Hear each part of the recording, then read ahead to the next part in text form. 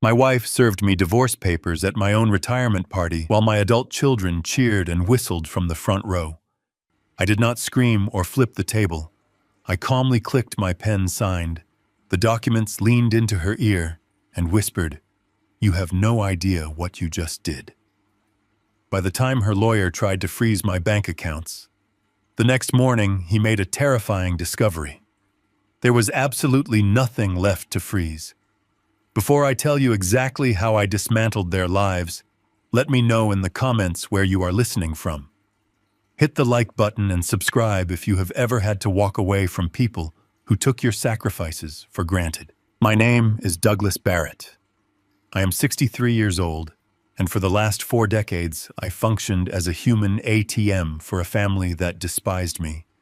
I spent my entire career in the logistics industry climbing the corporate ladder and enduring grueling 80-hour weeks so my wife Patricia could maintain her country club membership and our kids could attend out-of-state private universities. We lived in a sprawling 5-bedroom house in a wealthy suburb of Chicago. To the neighbors, we were the American dream realized. To me, the house was a financial black hole. I thought retirement would be the finish line, a time to finally step off the treadmill, travel a bit, and enjoy the wealth I had quietly accumulated. I had spent 15 years secretly turning a failing logistics firm into a highly profitable enterprise. I was the majority shareholder, a fact I kept hidden from Patricia, to prevent her from doubling her already reckless spending habits. She thought I was just a mid-level executive collecting a standard pension. I wanted to surprise her with the truth once I stepped down. She decided to surprise me first. The retirement party was held at a mid-tier banquet hall Patricia had booked. She complained about the cost for weeks, opting for the cheapest catering package available. I stood near the back of the room holding a flimsy plastic cup filled with lukewarm, cheap champagne. 50 guests milled around. Colleagues I had known for 20 years, neighbors we invited out of obligation, and my family. Patricia clinked a spoon against her glass, stepping up to the microphone at the center of the room. The chatter died down. I smiled, preparing myself for the standard obligatory toast about hard work and the golden years ahead. Instead, she reached under the podium and pulled out a thick manila envelope. She walked straight toward me, her heels clicking loudly against the hardwood floor. The silence in the room grew heavy. She shoved the envelope into my chest. I opened the flap and slid the documents out. The bold black letters at the top of the page read, "Petition for Dissolution of Marriage." I looked up, processing the paper in my hands. Patricia grabbed the microphone again.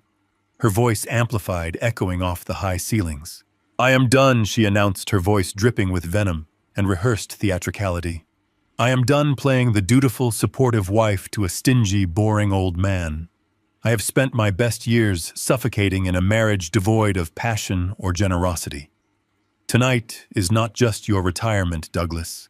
It is my liberation." The guests gasped. A few colleagues looked away in deep discomfort. But the sound that shattered my heart did not come from the crowd's shock. It came from the front table. My 36-year-old son Justin and my 33-year-old daughter Megan stood up. They began to clap. Justin let out a loud, piercing whistle. Megan cheered, raising her glass toward her mother, my own flesh and blood. The son whose failing business ventures I had silently bailed out month after month. The daughter whose lavish lifestyle I had fully funded just to keep the peace. They were applauding my public execution. They looked at me with undisguised contempt, celebrating the woman who was publicly tearing my dignity to shreds. They assumed they were backing the winning horse. They assumed Patricia would take the house, the pension, and whatever meager savings they thought I possessed, leaving me to rot in a cheap apartment. A lesser man would have lost his temper. A lesser man would have screamed, demanded explanations, or pleaded for his dignity in front of 50 silent spectators. I did none of those things. The shock quickly evaporated, replaced by a cold, mathematical clarity. I had spent my career dealing with ruthless corporate takeovers and hostile negotiations. My family had just initiated a hostile takeover of my life. I accepted the terms instantly. I reached into the inner pocket of my suit jacket and retrieved my fountain pen. I walked over to the catering table, pushed aside a tray of stale appetizers, and smoothed the divorce papers out on the white linen tablecloth. I flipped directly to the back page. Without a single moment of hesitation, I signed my name on the dotted line. Patricia watched me, her triumphant smile faltering slightly. She expected a fight. She wanted a messy scene to justify her narrative of the oppressive husband. By giving her exactly what she asked for, without a drop of resistance, I denied her the satisfaction. I picked up the signed documents and handed them back to her. I stepped into her personal space close enough to smell the expensive perfume I had paid for. I leaned down until my lips were inches from her ear. "You have no idea what you just did," I whispered. I pulled away.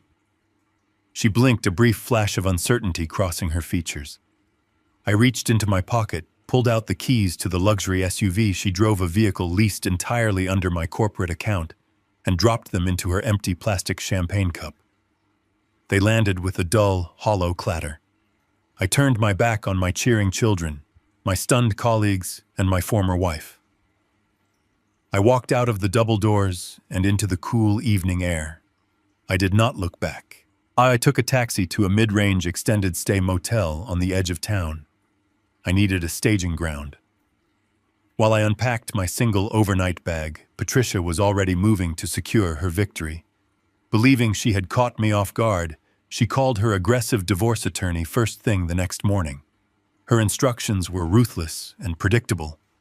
She wanted an immediate freeze placed on all our joint banking accounts, our investment portfolios, and the home equity lines.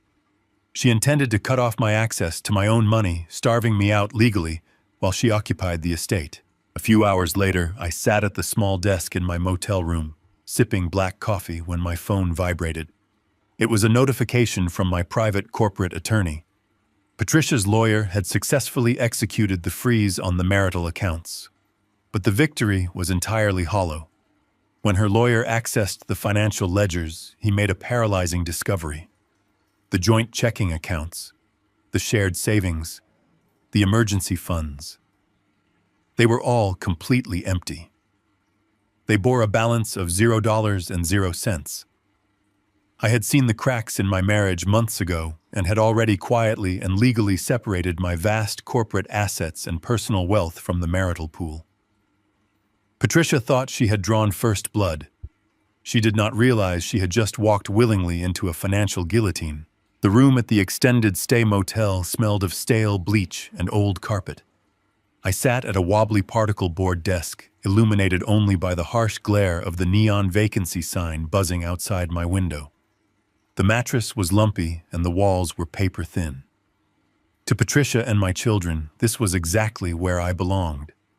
They pictured me sitting on the edge of a cheap bed, weeping over the loss of my family, and wondering how I would survive on a fixed income. I was not weeping. I was pouring myself a cup of bitter instant coffee and opening my encrypted laptop. For decades, my family believed a very specific lie about my career.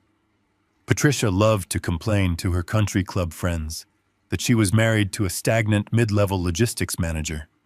She mocked my long hours. Justin and Megan rolled their eyes whenever I talked about supply chain management. They saw me as a corporate drone grinding out a miserable existence for a standard paycheck. They never bothered to look closer. If they had paid attention, they would have noticed that 15 years ago, the logistics firm I worked for was on the brink of absolute bankruptcy. During that crisis, I did not panic. I quietly liquidated my personal stock portfolios, secured a massive private loan, and bought out the failing company from the inside. I restructured the entire organization. Over the next 15 years, I turned a dying shipping company into a regional empire. I am not a mid-level manager. I am the majority shareholder and the sole owner of a highly lucrative enterprise. I never told Patricia. I knew exactly what she would do with that information. She would have drained the company dry to fund a life of obscene luxury. I chose to protect my legacy by living quietly. My wealth grew in the shadows, safely hidden behind layers of corporate trusts. Now, sitting in the cheap motel room, I logged into my secure private server. Patricia had initiated a war, assuming I was an unarmed man. It was time to show her the real battlefield. I began a forensic audit of the finances she thought she controlled. I accessed the property records for the 5-bedroom house she was currently occupying.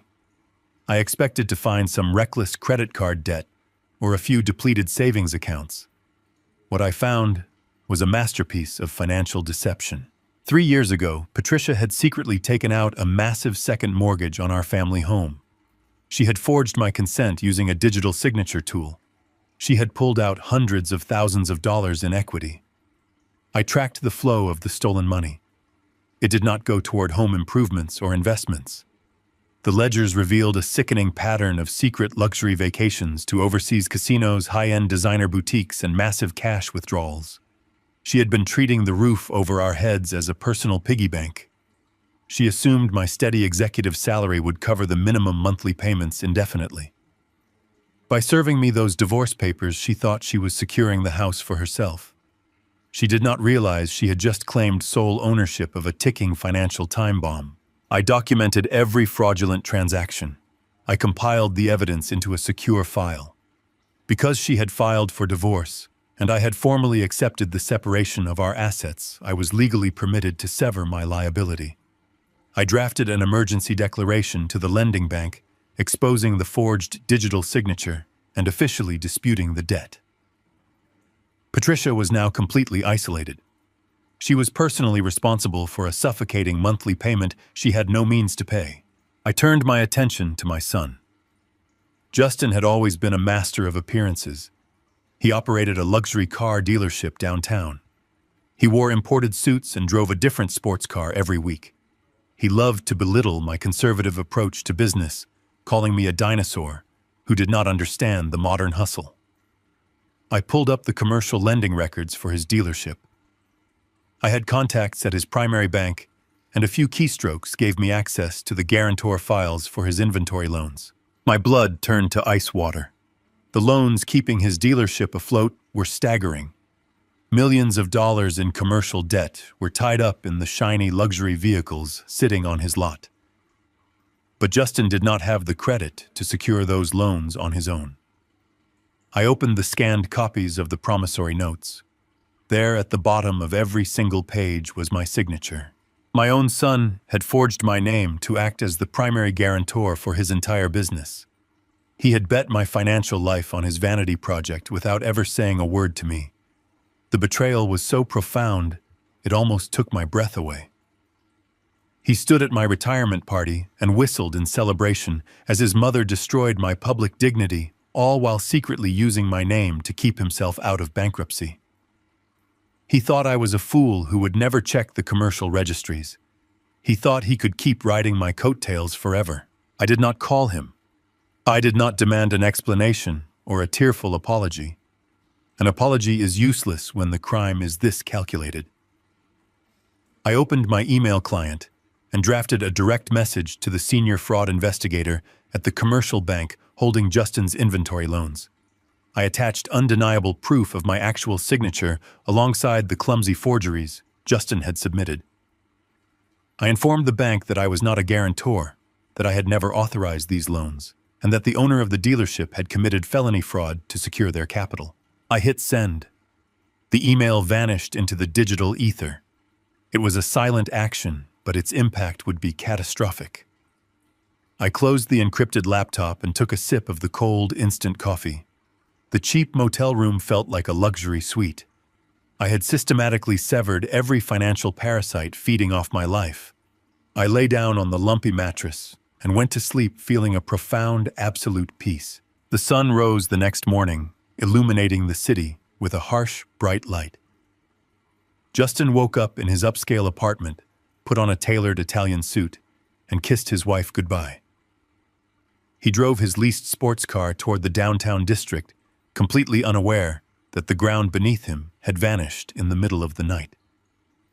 He arrived at his luxury car dealership, expecting to unlock the doors and play the role of the successful entrepreneur. He pulled his car up to the main entrance. He did not find his employees waiting to start the day.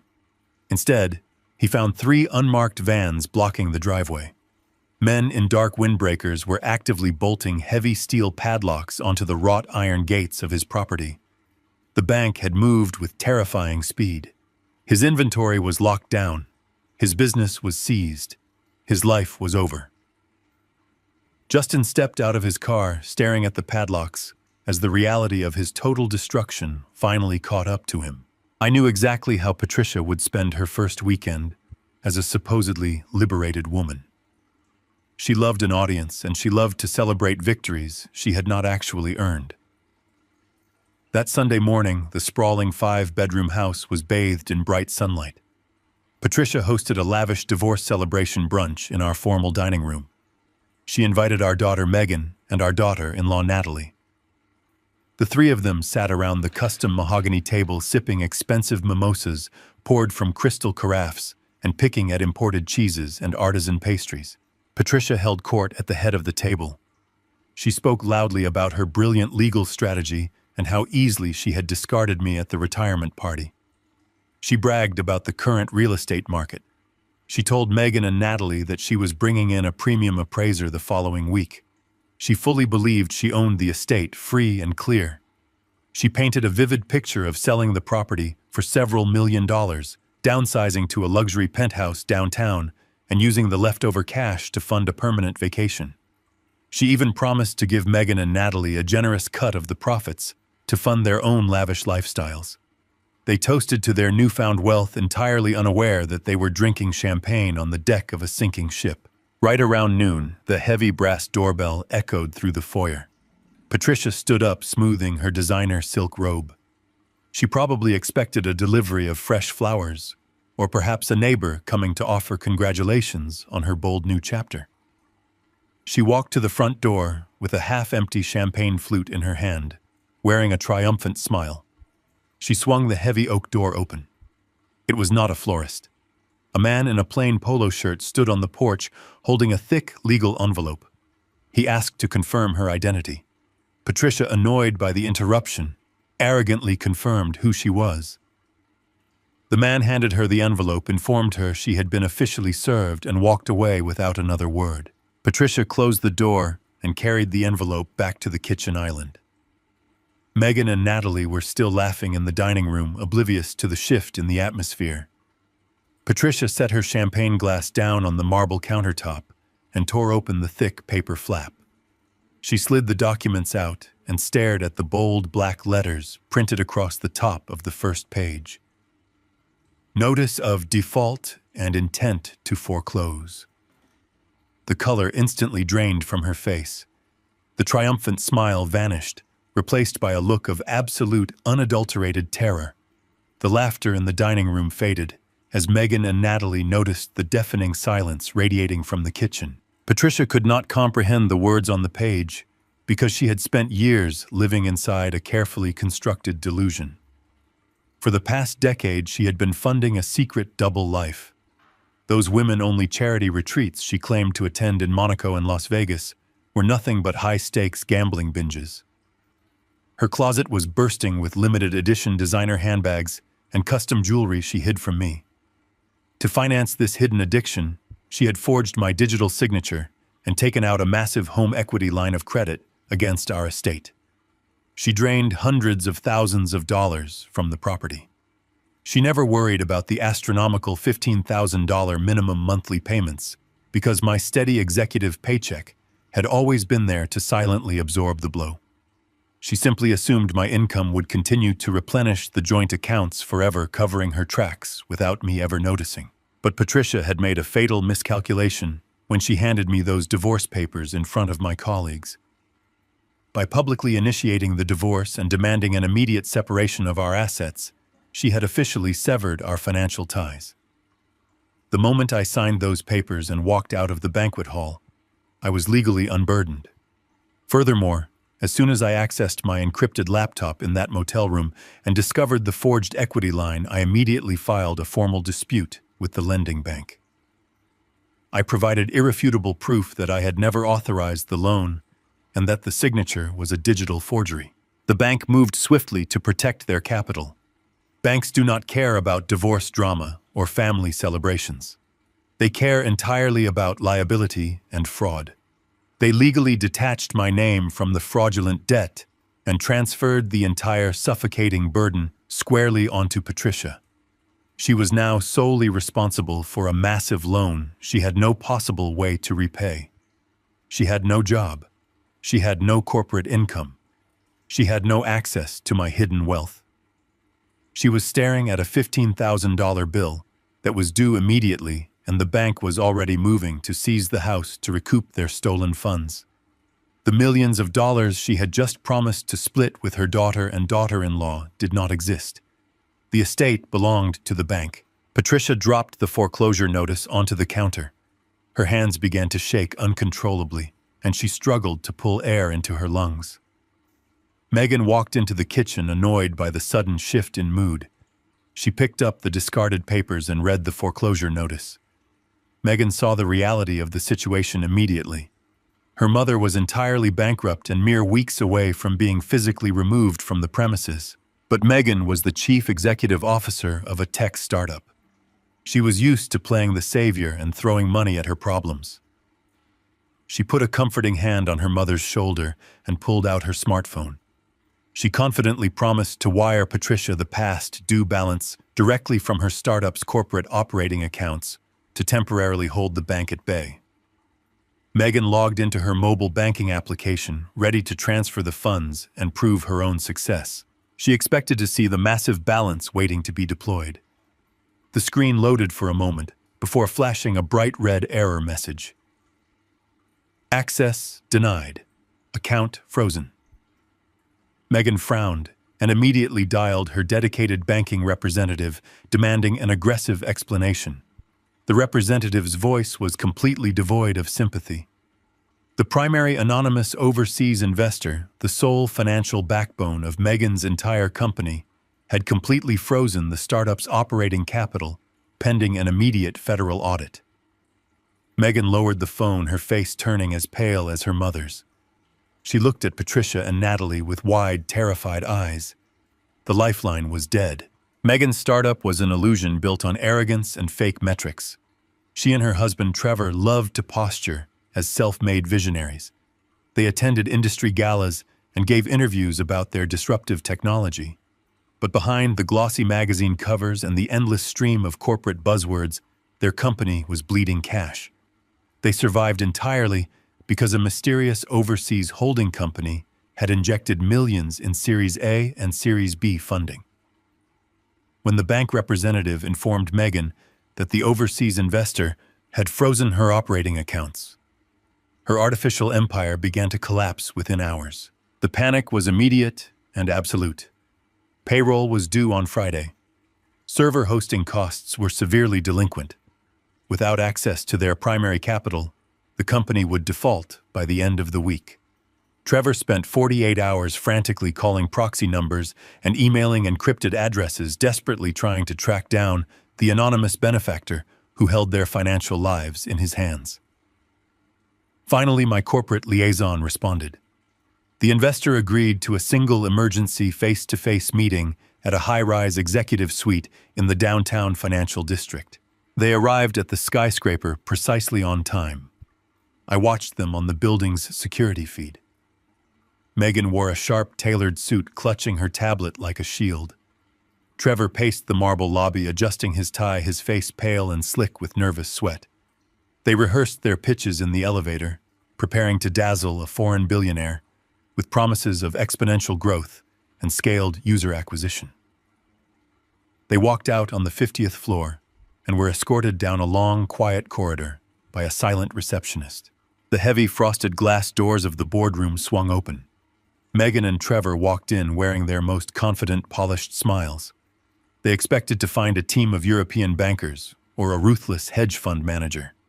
Instead, they found me. I sat alone at the far end of a 30-foot polished mahogany table, pouring a cup of black coffee from a silver carafe. Megan stopped dead in her tracks. Her professional smile vanished, replaced by a look of sheer, confused irritation. She looked around the empty boardroom, assuming there had been some sort of scheduling error. Then her eyes snapped back to me, filling with that familiar, condescending contempt she had displayed at my retirement party. She genuinely believed I had tracked her down to beg for a handout after Patricia supposedly took my house. "What are you doing here?" she demanded, her voice echoing off the glass walls. "I have a crucial meeting with my primary investor in exactly 2 minutes. If you are here to ask for money because Mom kicked you out, you have lost your mind. Get out before I have building security drag you to the street." I did not raise my voice. I took a slow sip of my coffee, set the porcelain cup down on the saucer, and slid a leather-bound folio across the smooth surface of the table. It stopped precisely in front of her empty chair. "Sit down, Megan," I said. "You are not waiting for anyone else. Your meeting started the second you walked through those doors." Trevor looked at the folio, then looked at me, his brow furrowing in deep confusion. Megan let out a harsh, mocking laugh. She refused to sit. She crossed her arms, looking at me as if I were a delusional old man playing a pathetic prank.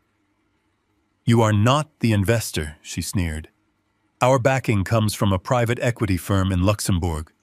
You are a retired logistics manager who just lost everything in a divorce. Stop playing games and get out." I opened my own copy of the folio. 3 years ago, I began reading. Keeping my tone perfectly flat, you and Trevor were rejected by every venture capital firm in the tri-state area. Your business model was flawed. Your projections were unrealistic.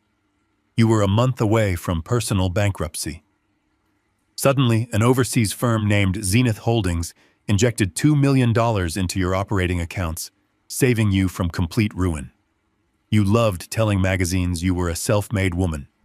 You never knew that Zenith Holdings is a subsidiary of a trust I created 15 years ago. I am the sole director.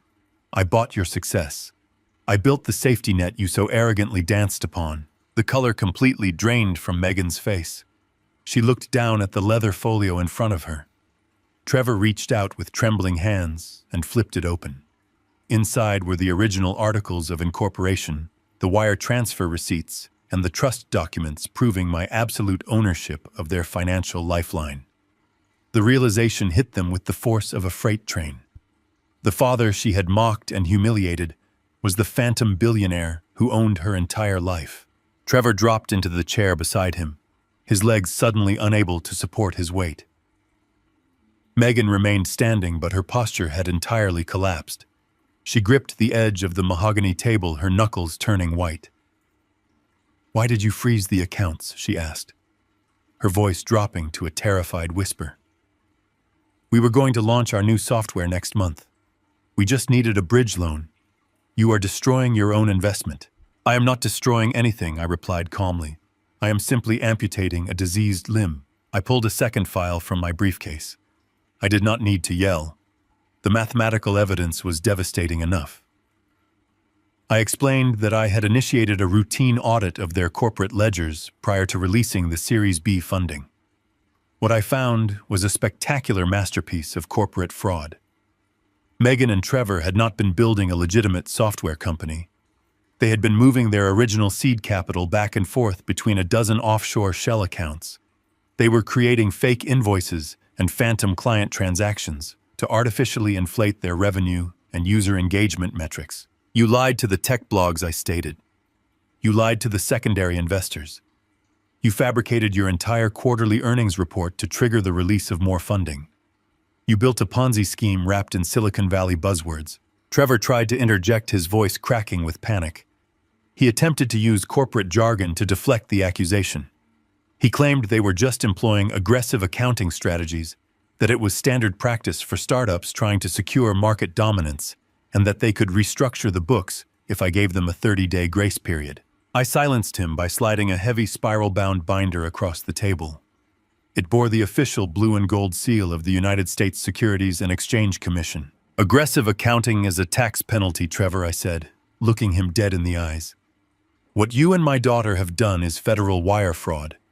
As the primary stakeholder of your company, I am legally obligated to report severe financial irregularities to protect my own corporate liability. I did not just freeze your accounts. I submitted your unredacted ledgers, your fake invoices, and your internal communications directly to the federal government." Megan let out a sharp, choked gasp. She fell back into her chair, covering her mouth with both hands. She was no longer a wealthy tech founder. She was a criminal suspect, realizing the trap had already snapped shut.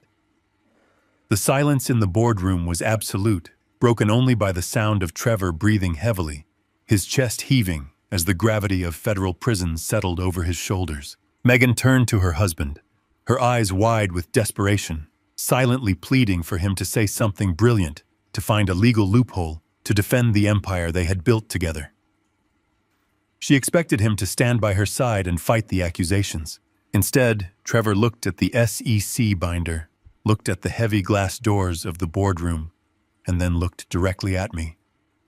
The survival instinct of a cornered animal took complete control. He pushed his chair away from Megan, creating a physical distance between them. "Mr. Barrett," Trevor said, his voice dropping to a rapid, frantic pitch. "I was just the operations manager. I handled the staff and the software development.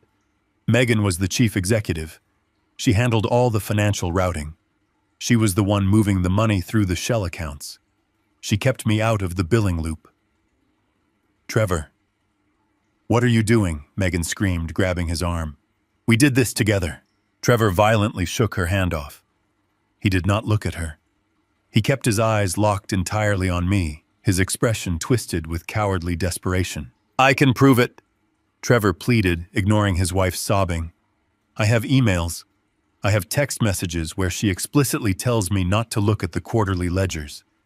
If you can talk to the SEC, if you can protect me from the federal indictment, I will sign a sworn affidavit today. I will give you everything you need to lock her away. Just tell me what you need me to say." I sat back in my chair, folding my hands on the table, watching the total collapse of their marriage. The arrogance was completely eradicated. Trevor was eagerly offering to destroy my daughter to save his own skin, exactly as I knew he would. What do you think he deserves next? Let me know your thoughts in the comments. Less than 24 hours after the boardroom massacre, my burner phone buzzed with an encrypted text message. It was Trevor. He was terrified, desperate, and begging for a private audience. He suggested a highly exclusive country club, a place where he still delusionally believed he held some social standing. I refused. I dictated the terms. We met at a rundown fluorescent-lit diner on the industrial edge of the city, a place where the coffee tasted like burnt copper and the floor tiles were permanently sticky. I wanted him entirely out of his element. I wanted him to feel the profound reality of his impending poverty. Trevor arrived 20 minutes early.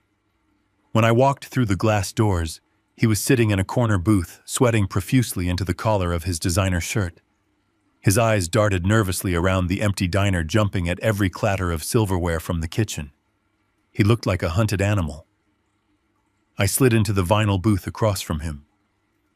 I did not offer a greeting.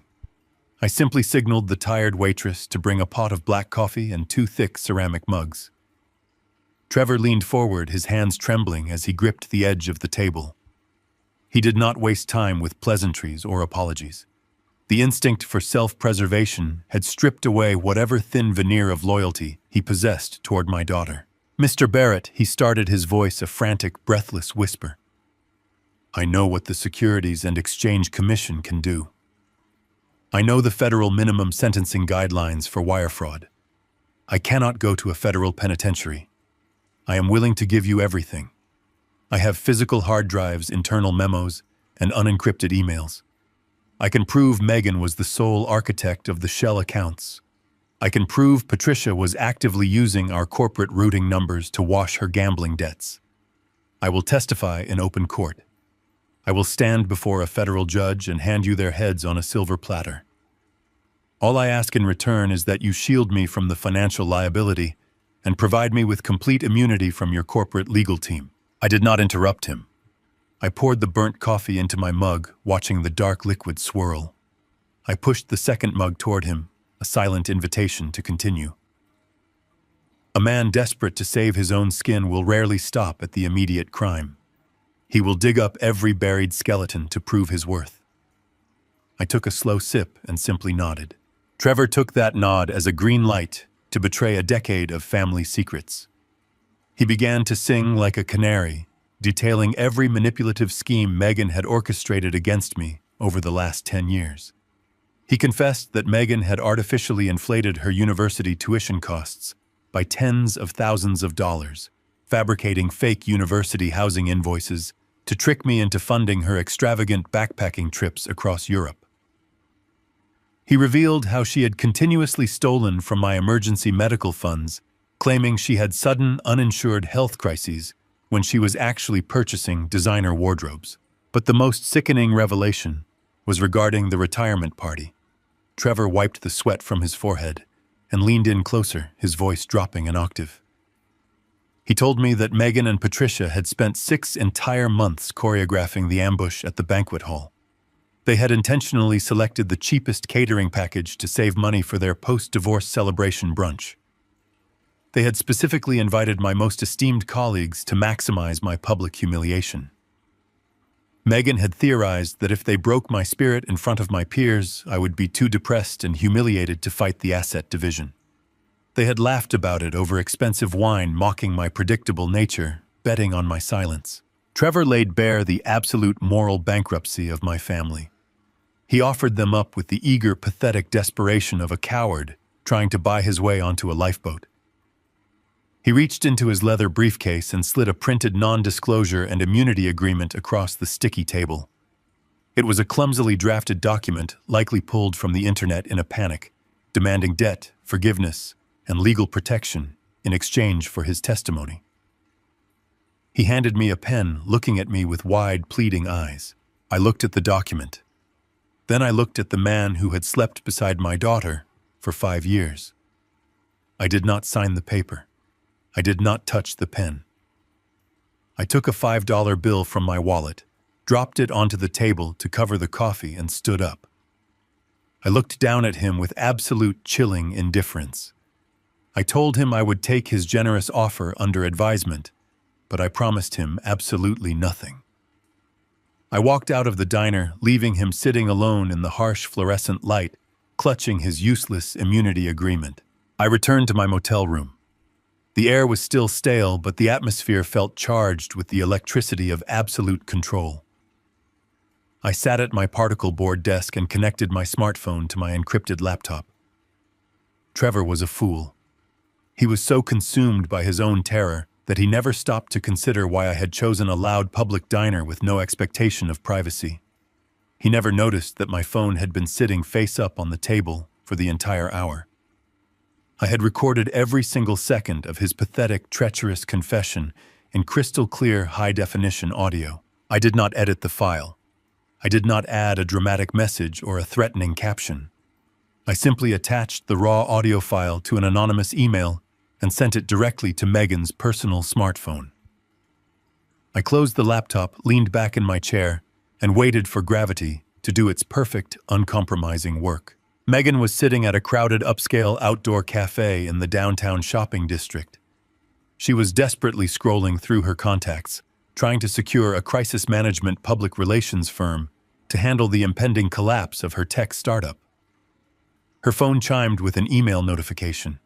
Seeking any distraction from her crumbling reality, she opened the file and put her wireless earbuds in. Sitting amidst the wealthy socialites and expensive brunch plates, Megan listened to the voice of her husband. She heard Trevor calmly and eagerly trading her freedom for his own. She heard him detail her teenage thefts, her fraudulent invoices, and her cruel orchestration of my retirement ambush. She heard the man she loved offer to stand in a federal courtroom and destroy her life to save his own skin. Trevor arrived at this cafe 10 minutes later, entirely unaware of the execution order that had just been delivered. He walked up to her table, adjusting his designer sunglasses, probably preparing to tell her some fabricated lie about his morning meetings. He never even got the chance to speak. Megan did not yell right away. She stood up, her face completely drained of color, her eyes wide with a manic, unhinged fury. She picked up her heavy glass of iced coffee and hurled it directly into Trevor's face. The glass shattered against his shoulder, splashing dark liquid and ice cubes across his expensive suit. The sharp crack of breaking glass silenced the entire patio. Every patron turned to watch, Then the screaming began. Megan erupted into a spectacular, violent, completely unhinged meltdown. She shrieked accusations of treason, calling him a coward, a parasite, and a traitor. She flipped the wrought iron cafe table, sending plates of food crashing to the concrete. Trevor, dripping with coffee and sheer panic, tried to grab her arms to quiet her down, but she struck him across the face with her purse. The high society marriage they had spent years curating for social media crumbled into a viral spectacle of shattered porcelain and screaming accusations. Dozens of patrons pulled out their phones, recording the humiliating collapse of the tech world's favorite power couple. Cafe management scrambled to intervene, ultimately calling the police to physically escort a hysterical Megan off the premises, while Trevor stood completely paralyzed by the public destruction of his life. While the police sirens wailed in the distance, echoing through the downtown streets, the domino effect of my silent adjustments reached its next target. Justin was standing in the driveway of his padlocked luxury car dealership. He was furiously screaming into his cell phone, demanding that his bank representative lift the freeze on his inventory. He was pacing back and forth, completely consumed by his own financial suffocation. A sleek black sedan pulled up to the curb, parking illegally in the fire lane. Two men in sharp conservative suits stepped out. They did not look like bank repossession agents. They walked with the heavy, undeniable authority of federal law enforcement. They approached Justin, interrupting his frantic phone call. One of the men asked to confirm his identity. Justin, irritated and arrogant to the very end, snapped his name at them. The man reached into his breast pocket and handed Justin a thick, sealed legal envelope. It was a direct court summons. He was being formally indicted for felony commercial fraud, identity theft, and corporate forgery. The walls had not just closed in, they had completely crushed him. The air inside the downtown legal conference room was heavy, smelling of expensive leather polish and stale, bitter coffee. I sat perfectly still at the long, polished mahogany table, keeping my hands folded calmly in my lap. Next to me sat Warren Gallagher, my private corporate attorney. Warren did not look like a standard divorce lawyer. He wore a muted charcoal suit and carried himself with the quiet, terrifying stillness of a man who dismantled corporate empires before his morning commute. Across the wide table sat Patricia.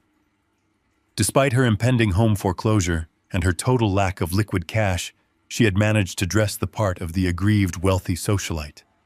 She wore a tailored white linen suit and an oversized pearl necklace, projecting an aura of absolute invincibility. Beside her was Richard Croft, a notoriously loud and aggressive divorce attorney she had hired on a contingency basis. Croft was a legal predator who operated on intimidation. Patricia had promised him a massive percentage of my life's work, and he was eager to collect. Croft opened his thick leather briefcase with a loud, theatrical snap. He pulled out a massive stack of heavily tabbed documents and slapped them onto the center of the table. He did not offer any professional pleasantries. He launched directly into his rehearsed intimidation tactics, his voice booming off the glass walls of the conference room. He stated that his client Patricia was the ultimate victim of long-term financial abuse. He claimed that I had deliberately and maliciously concealed my true wealth from my family for over a decade. Therefore, he argued Patricia was legally entitled to maximum punitive compensation for her years of emotional suffering. Croft began listing her demands with supreme arrogance. He demanded exactly 50% of my executive retirement pension. He demanded lifetime spousal support, set at a premium tier to maintain the extravagant standard of living she had grown accustomed to. And then he dropped what he believed was his ultimate bombshell. He announced that their private investigators were fully aware I was the majority shareholder of the logistics firm. He demanded an immediate transfer of half my corporate shares or a cash equivalent buyout, which he gleefully estimated to be in the tens of millions of dollars. Patricia leaned back in her plush leather chair and crossed her arms. She looked at me with a smug, deeply self-satisfied grin.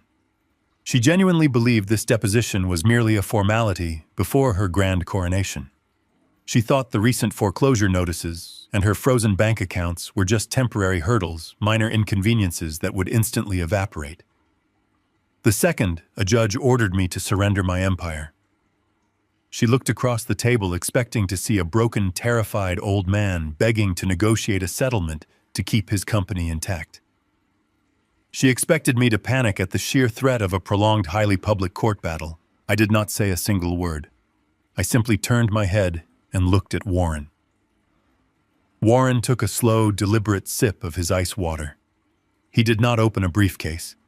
He did not produce a massive stack of intimidating files. He reached into his slim leather portfolio and pulled out a single, very thin piece of paper. He slid it across the smooth surface of the mahogany table. The paper glided silently, stopping precisely in front of Mr. Croft. Croft looked down at the single page, his brow furrowing in deep confusion. He picked it up with a scoff, likely expecting a meager settlement offer or a desperate plea for mediation. As his eyes scanned the printed text, the aggressive posture completely melted from his shoulders. He went rigid. He read the page a second time, his eyes widening in alarm, tracing the specific lines of text, as if trying to find a misprint that could save him. Patricia noticed her lawyer's sudden paralysis. She frowned, her smug expression slipping into annoyance. She asked him what the document was, her voice tinged with a sudden sharp edge of anxiety. Croft did not answer her. He just kept staring at the paper, the color draining from his face until he looked physically ill. 10 years ago, when I quietly restructured my logistics firm to finalize my majority buyout, I understood the severe risks of extreme wealth. I knew Patricia possessed an insatiable, reckless appetite for spending. I needed an ironclad firewall to protect my life's work from her inevitable financial disasters. At the time, I told her the company was undergoing a highly risky tax restructuring. I presented her with a document I claimed was a strict liability waiver. I told her that signing it would legally protect her personal assets from being seized if my company ever went bankrupt or faced federal tax audits. Patricia had been so overwhelmingly eager to protect her own luxury lifestyle that she signed the paper immediately, without ever bothering to read the fine print or consult her own independent legal counsel. Warren finally broke the suffocating silence in the conference room. His voice was calm, measured, and absolutely lethal. He informed Mr. Croft that the document trembling in his hands was a fully executed, legally binding post-nuptial agreement. It had been notarized, witnessed, and filed with the state 10 years prior. Warren explained that the agreement contained a highly specific, non-negotiable financial morality clause. It explicitly stated that if either party incurred hidden debt, engaged in secret financial liabilities, or encumbered shared marital property, without the express written consent of the other spouse, that offending party completely and permanently forfeited all claims to the other's corporate assets, pensions, and future spousal support. Patricia snatched the document from her lawyer's hands. She stared at her own signature at the bottom of the page. The blue ink faded, but undeniably hers. She demanded to know what it meant, her voice rising to a frantic, shrill pitch that echoed off the glass walls. Warren folded his hands on the table and looked directly at her. He explained that by forging my digital signature to extract hundreds of thousands of dollars in secret home equity loans, and by accumulating astronomical hidden credit card debt to fund her secret gambling trips, she had unambiguously triggered the forfeiture clause. She had breached the legal contract in the most spectacular and documented way possible. The mathematics of her ruin were brutally simple. Warren laid the reality out for her with surgical precision. Because of the post-nuptial agreement she willingly signed 10 years ago, she had absolutely no legal claim to my corporate shares. My multi-million-dollar logistics company was entirely untouchable. She had no claim to my executive pension. She was not entitled to receive a single penny of spousal support. The millions of dollars she had just celebrated with her daughter and daughter-in-law simply evaporated into thin air. Patricia dropped the paper onto the table. Her hands began to shake wildly.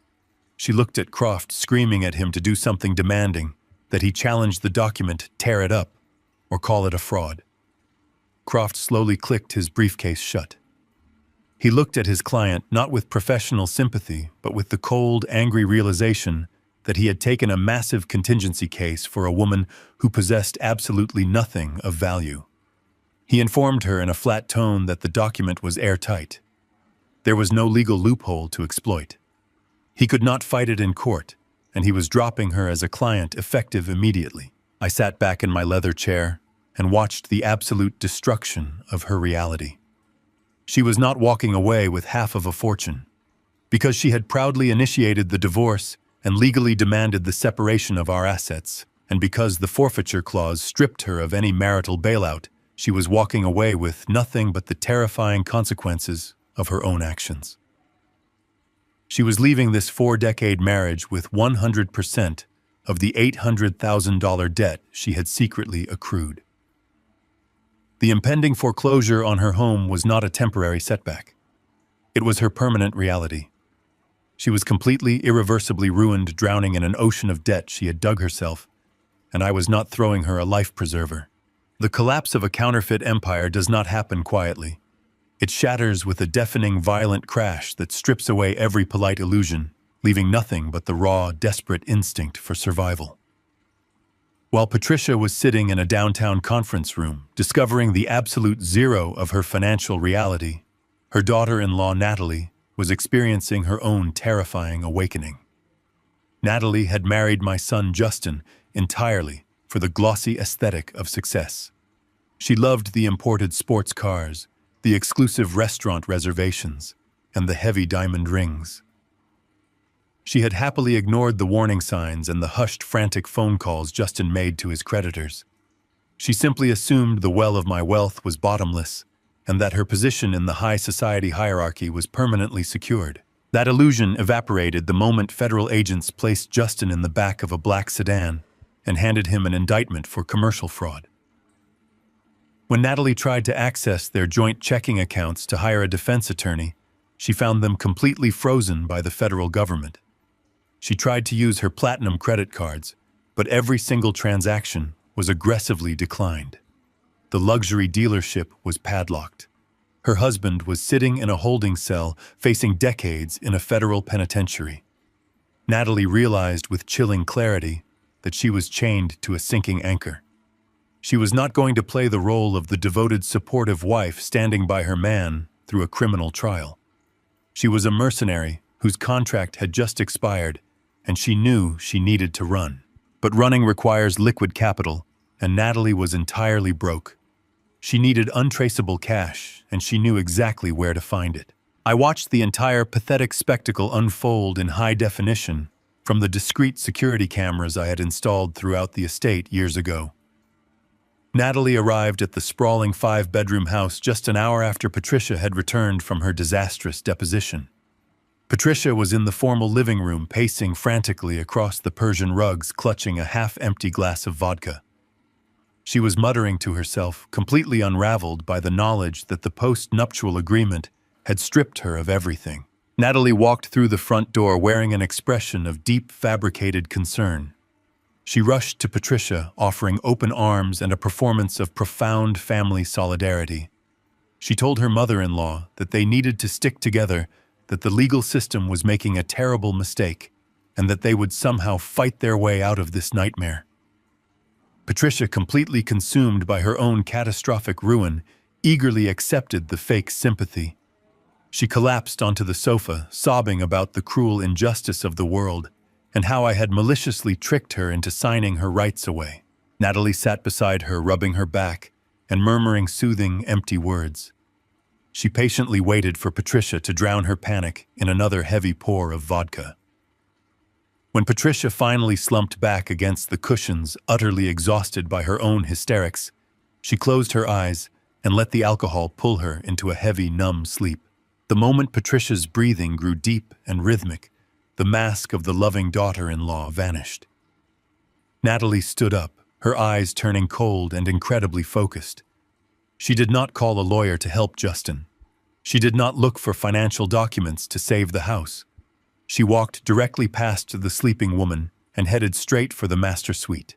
Patricia's walk-in closet was a monument to her hidden financial sins. It was a massive temperature-controlled room bursting with the spoils of her secret home equity loans. Natalie knew exactly what she was looking for. She unzipped a large black canvas duffel bag she had smuggled inside her designer coat. She moved through the closet with the terrifying efficiency of a seasoned burglar. She bypassed the bulky evening gowns and went straight for the high-yield accessories. She swept 4 limited-edition Chanel handbags off the top shelf and shoved them into the duffel. She pulled open the velvet-lined accessory drawers and began scooping up the heavy gold bracelets, the diamond tennis necklaces, and the vintage brooches Patricia had hoarded over the decades. She did not stop there. Natalie moved quietly out of the bedroom and crept downstairs to the formal dining room. She opened the antique credenza and began pulling out the solid silver cutlery sets, hurriedly wrapping them in cloth napkins to keep them from clinking together. She was stripping the estate of anything that could be easily pawned or sold for untraceable cash to fund her escape across state lines. She was so consumed by her frantic scavenging that she failed to hear the heavy footsteps coming down the hallway. Patricia had woken up. The alcohol had not kept her asleep for long, and the sudden quiet in the house had put her on edge. She walked into the dining room expecting to find her daughter-in-law making a pot of coffee. Instead, she found Natalie violently stuffing a silver gravy boat into a bulging canvas bag alongside her most prized designer purses. The silence that stretched between them was electric and absolute. The two women stood frozen, staring at each other across the mahogany dining table. For years, they had bonded over their shared contempt for me. They had sat at this very table drinking imported wine and laughing at my boring logistics career, eagerly anticipating the day they would divide my wealth. Now the illusion of their high-class solidarity was completely eradicated. They were just two desperate animals trapped in a burning building, fighting over the remaining scraps. "What do you think you are doing?" Patricia hissed, her voice shaking with a rage that instantly sobered her up. Natalie did not cower. She zipped the duffel bag shut with a sharp, aggressive tug. "I am taking what is owed to me," she snapped back, her tone dripping with venom. "Justin is rotting in a jail cell because he was trying to keep up with your insane standard of living. This family is bankrupt, and I am not going down with your sinking ship." "You ungrateful little parasite!" Patricia screamed, lunging across the room. "Put my things back right now. You are not walking out of this house with a single dime of my property." "Your property?" Natalie laughed, a harsh, mocking sound that echoed off the high ceilings. "None of this is yours, Patricia. You do not own this house. You do not own these bags. You are a broke, delusional old woman who signed away her entire life because she was too stupid to read a contract. You have absolutely nothing." The insult hit Patricia like a physical blow. The last fragile thread holding her sanity together violently snapped. She threw herself at Natalie, her hands curling into claws, reaching for the younger woman's face. The polite, wealthy socialites completely vanished, replaced by a feral, shrieking brawl. They crashed into the antique credenza, sending crystal vases shattering across the hardwood floor.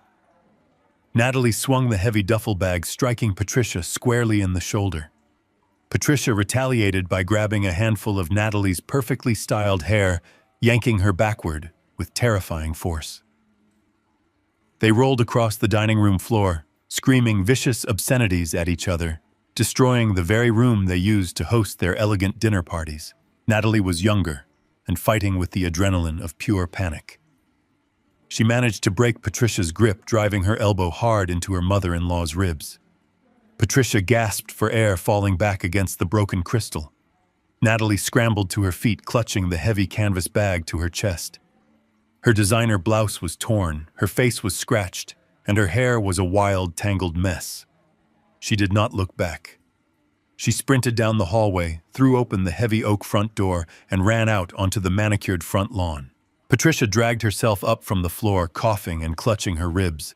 She stumbled out to the front porch, screaming for Natalie to come back, screaming for the police, screaming at the absolute injustice of the universe. But Natalie had already reached the edge of the driveway.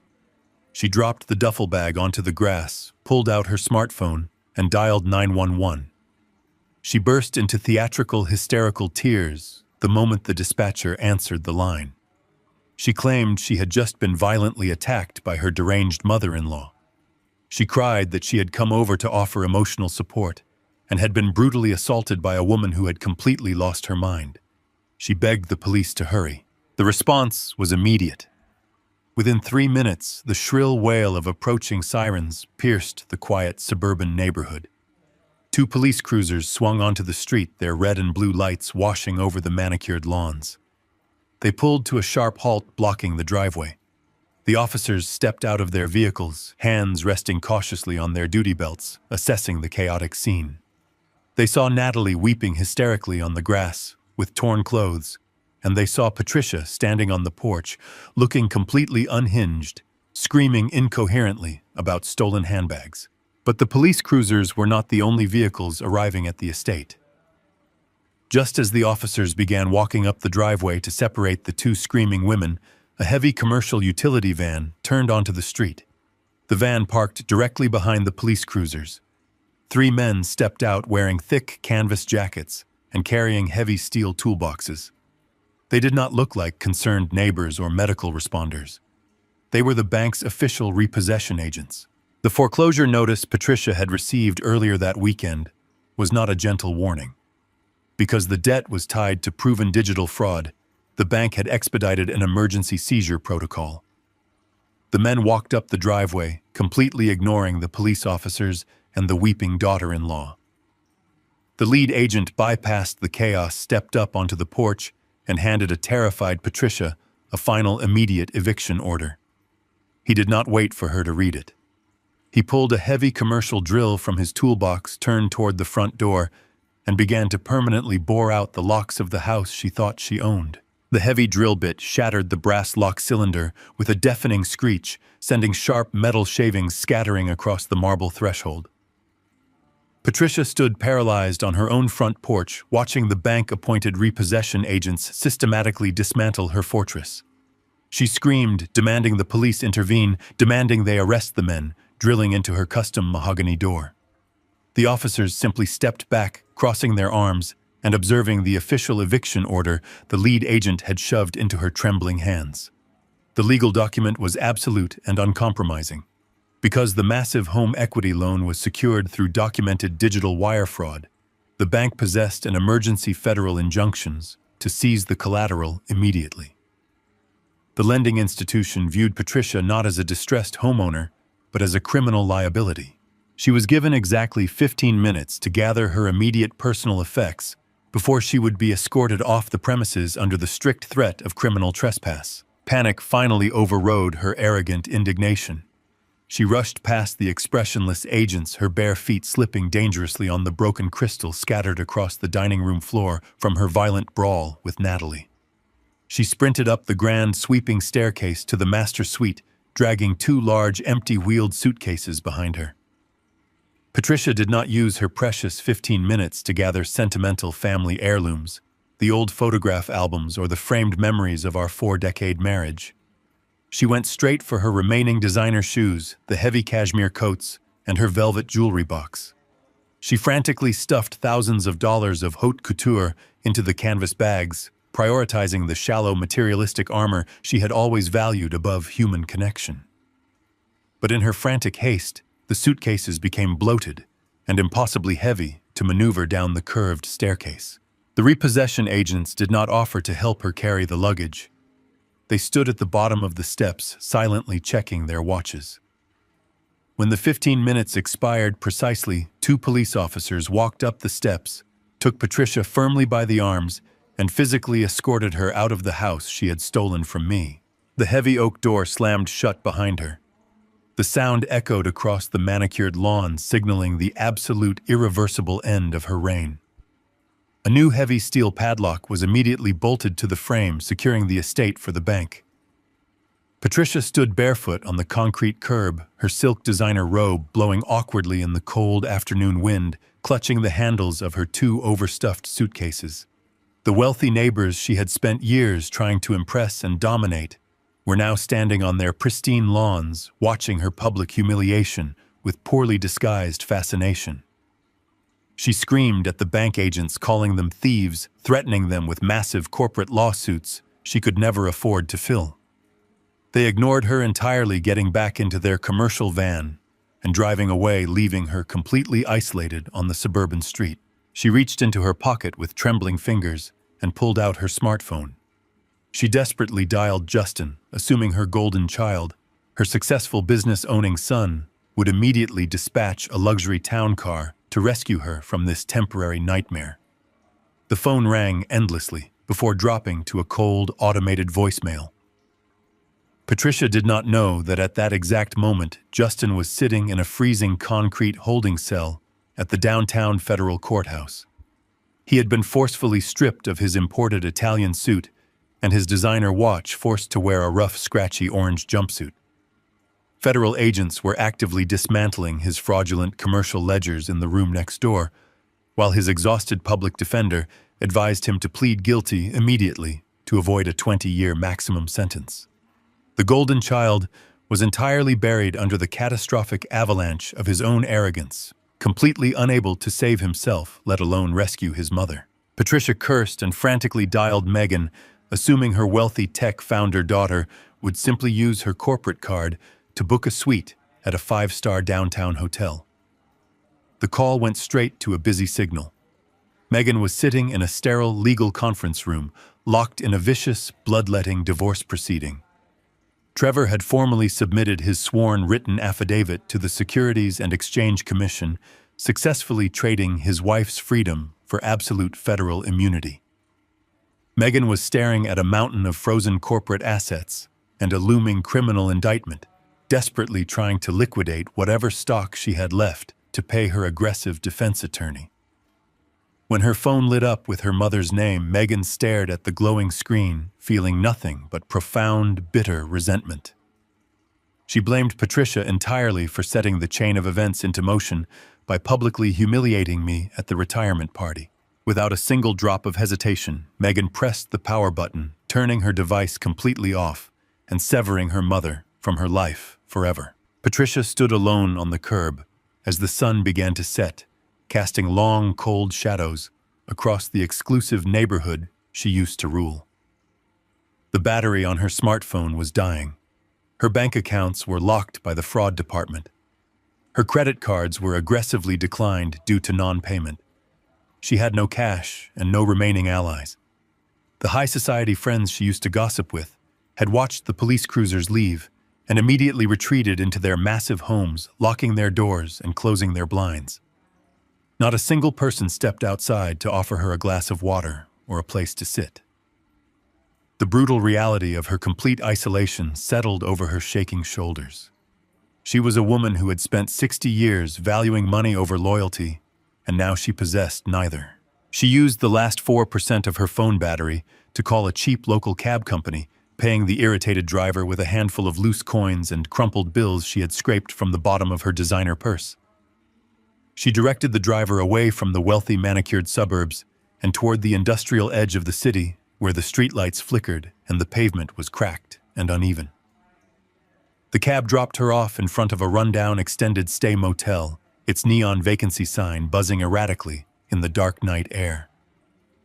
Patricia dragged her heavy suitcases across the sticky asphalt, stepping over discarded trash and oil stains. She walked into the dingy lobby smelling of stale bleach and old cigarette smoke, her bare feet dirty and aching.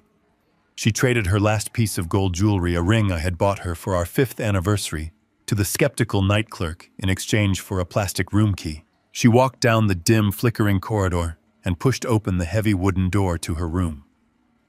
The mattress was lumpy, the carpet was deeply stained, and the walls were paper-thin. Patricia sat on the edge of the cheap bed, burying her face in her hands, as the absolute destruction of her life finally broke her. She wept uncontrollably, mourning the millions of dollars she foolishly threw away for a brief moment of public applause. She did not realize the poetic absolute perfection of her punishment. By some flawless design of fate, she had checked into the exact same motel chain I had stayed in 6 months ago on the night she handed me those divorce papers. But while that cheap room had been my temporary staging ground for a calculated resurrection for Patricia, it was her permanent, terrifying rock bottom. The concrete floor of the federal holding cell was freezing, leaching the warmth straight out of Justin's bones.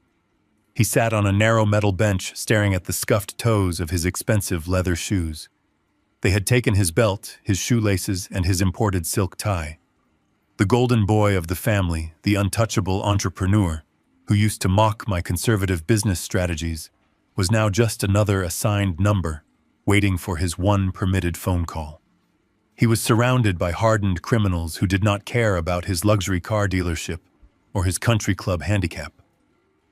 They only saw a soft, terrified man wearing a bright orange jumpsuit that swallowed his carefully curated pride.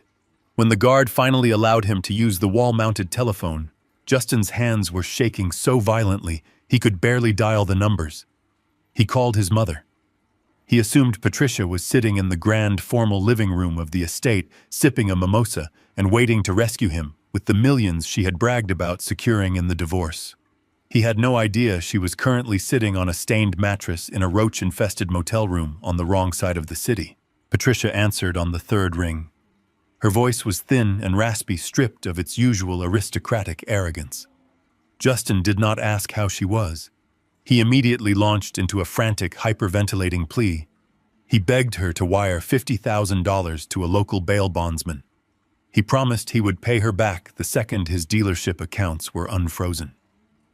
He sobbed into the plastic receiver, swearing that he could not survive another night in the federal lockup, that the guards were treating him like an animal, and that he desperately needed his mother to save him. Patricia listened to her golden child weeping.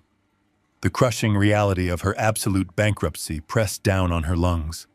She had $0 to her name. Her credit cards were declined, her home was seized, and she had just traded her last piece of gold jewelry for a cheap motel room. But Patricia was a woman addicted to the illusion of control. She refused to admit her total defeat to her son. She swallowed her panic, forcing a calm, authoritative tone into her voice. She promised Justin she would handle it. She lied beautifully, claiming her primary banking accounts were just locked under a routine security protocol, and that she would secure the cash by the end of the afternoon. She hung up the phone and stared at the peeling wallpaper. She needed $50,000 in untraceable cash, and she needed it in less than 3 hours. Her eyes darted around the miserable room, eventually landing on the bedside table. Resting next to the plastic motel phone was the key fob to her luxury sport utility vehicle. The exact same vehicle I had tossed the keys for into her empty champagne glass 6 months prior. Patricia grabbed the keys and rushed out to the parking lot. The pristine imported vehicle looked utterly ridiculous, parked beneath the flickering neon vacancy sign of the dilapidated motel. It was the last remaining symbol of her artificial wealth. She knew traditional banks would never speak to her, so she drove toward the deep industrial district, pulling into a bleak strip mall that housed a predatory title loan agency. The windows were covered in bright yellow bars, promising instant cash for vehicle titles with no credit checks required. She marched into the dingy office carrying herself with the manufactured entitlement of a wealthy socialite slumming it with the working class. She approached the scratched plexiglass counter and demanded to speak to the manager. She slammed the heavy key fob onto the counter, declaring that she needed an immediate $50,000 collateral loan against the luxury vehicle parked outside.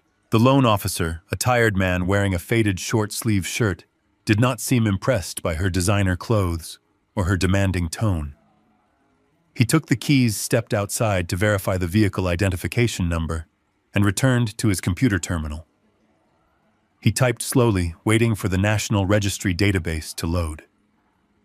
Patricia tapped her manicured fingers impatiently against the plexiglass, already planning the exact route she would drive to the bail bondsman to secure Justin's release.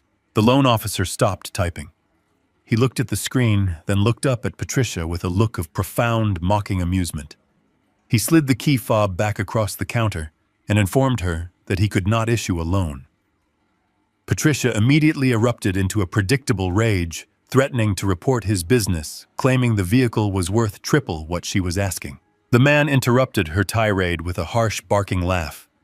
He turned his computer monitor around so she could see the glowing red text on the screen. He told her she could not borrow money against the vehicle because she did not own it. The registry clearly showed the luxury SUV was leased to a corporate fleet belonging to my logistics firm. Furthermore, the database indicated that the vehicle had been officially reported as stolen property by the corporate holding company exactly 6 months ago on the precise morning after the retirement party. Patricia's mouth opened, but no sound came out. The realization hit her with the force of a physical blow. I had not given her that car as a parting gift. I had deliberately allowed her to drive a stolen corporate asset for half a year, silently tracking its global positioning system, waiting for the absolute perfect moment to pull the final rug out from under her feet. The loan officer casually reached for his desk phone, informing her that his system automatically notified the local authorities whenever a stolen vehicle identification number was scanned in his shop. Patricia grabbed the keys and sprinted out of the loan office. She threw herself into the driver's seat, her heart pounding frantically against her ribs. She sped out of the strip mall, running a red light in her desperation to escape. She drove wildly through the city, paranoid that every passing siren was coming for her. She finally pulled back into the desolate motel parking lot, killing the engine and slumping over the steering wheel, completely paralyzed by her own foolishness. She thought she had outsmarted me. She had only been driving a highly expensive tracking device. She stepped out of the vehicle, intending to lock herself in her dingy room and hide, but the trap had already snapped shut. Before she could even reach the motel lobby, 2 black and white police cruisers turned sharply into the parking lot, blocking the only exit. Their sirens chirped once, a short, aggressive command. A heavy commercial tow truck backed in right behind them. 2 police officers stepped out, walking briskly toward Patricia. They did not ask for her side of the story. They did not care about her ruined divorce or her son sitting in jail. They simply held out their hands and demanded the key fob to the stolen corporate asset. Patricia did not fight them. The fight had been completely drained out of her. She handed the keys over, watching in absolute crushing silence as the tow truck operator hooked thick steel chains to the front axle of her last remaining piece of luxury. The hydraulic winch whined loudly, dragging the vehicle up onto the flatbed.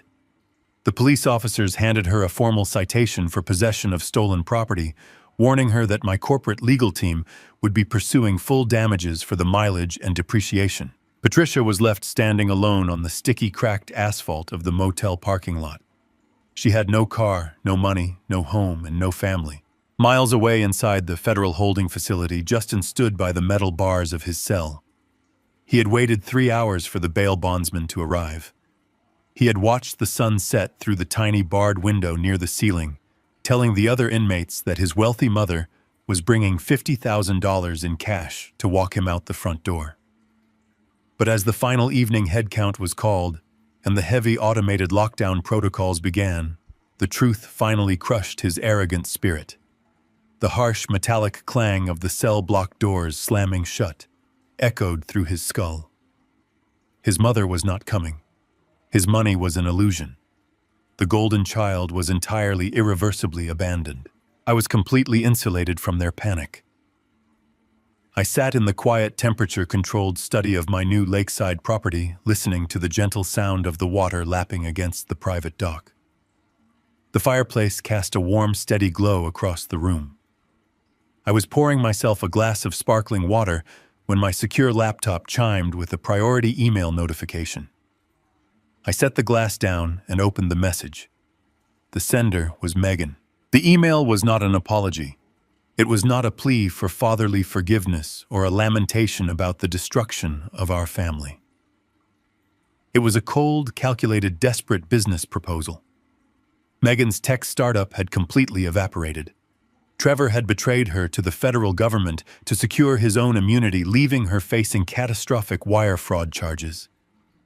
She was completely cornered, staring down the barrel of federal prison, and she knew I was the only entity on Earth with the financial firepower to save her. She offered me a Judas deal. Megan wrote that she had secretly backed up every single one of Patricia and Justin's text messages, financial routing numbers, and hidden offshore accounts. She possessed the digital keys to completely incinerate her mother and brother in a court of law. She offered to sell out her own flesh and blood to hand me the absolute, undeniable proof of their decade-long conspiracy against me. All she demanded in return was that I use my corporate legal team to crush Trevor and pay her criminal defense retainer. The daughter who had cheered my public destruction was now eagerly offering to slaughter her own family, just to buy her way back into my good graces. The public park was bathed in the harsh gray light of a late autumn afternoon. I chose this location very deliberately. It was completely open, exposed to the elements, and entirely devoid of the insulated luxury my family had grown accustomed to. I sat on a weathered wooden bench near the center fountain, holding a plain paper cup of black coffee purchased from a street vendor. The bitter steam rising from the lid was the only warmth in the freezing air. I was not there to negotiate.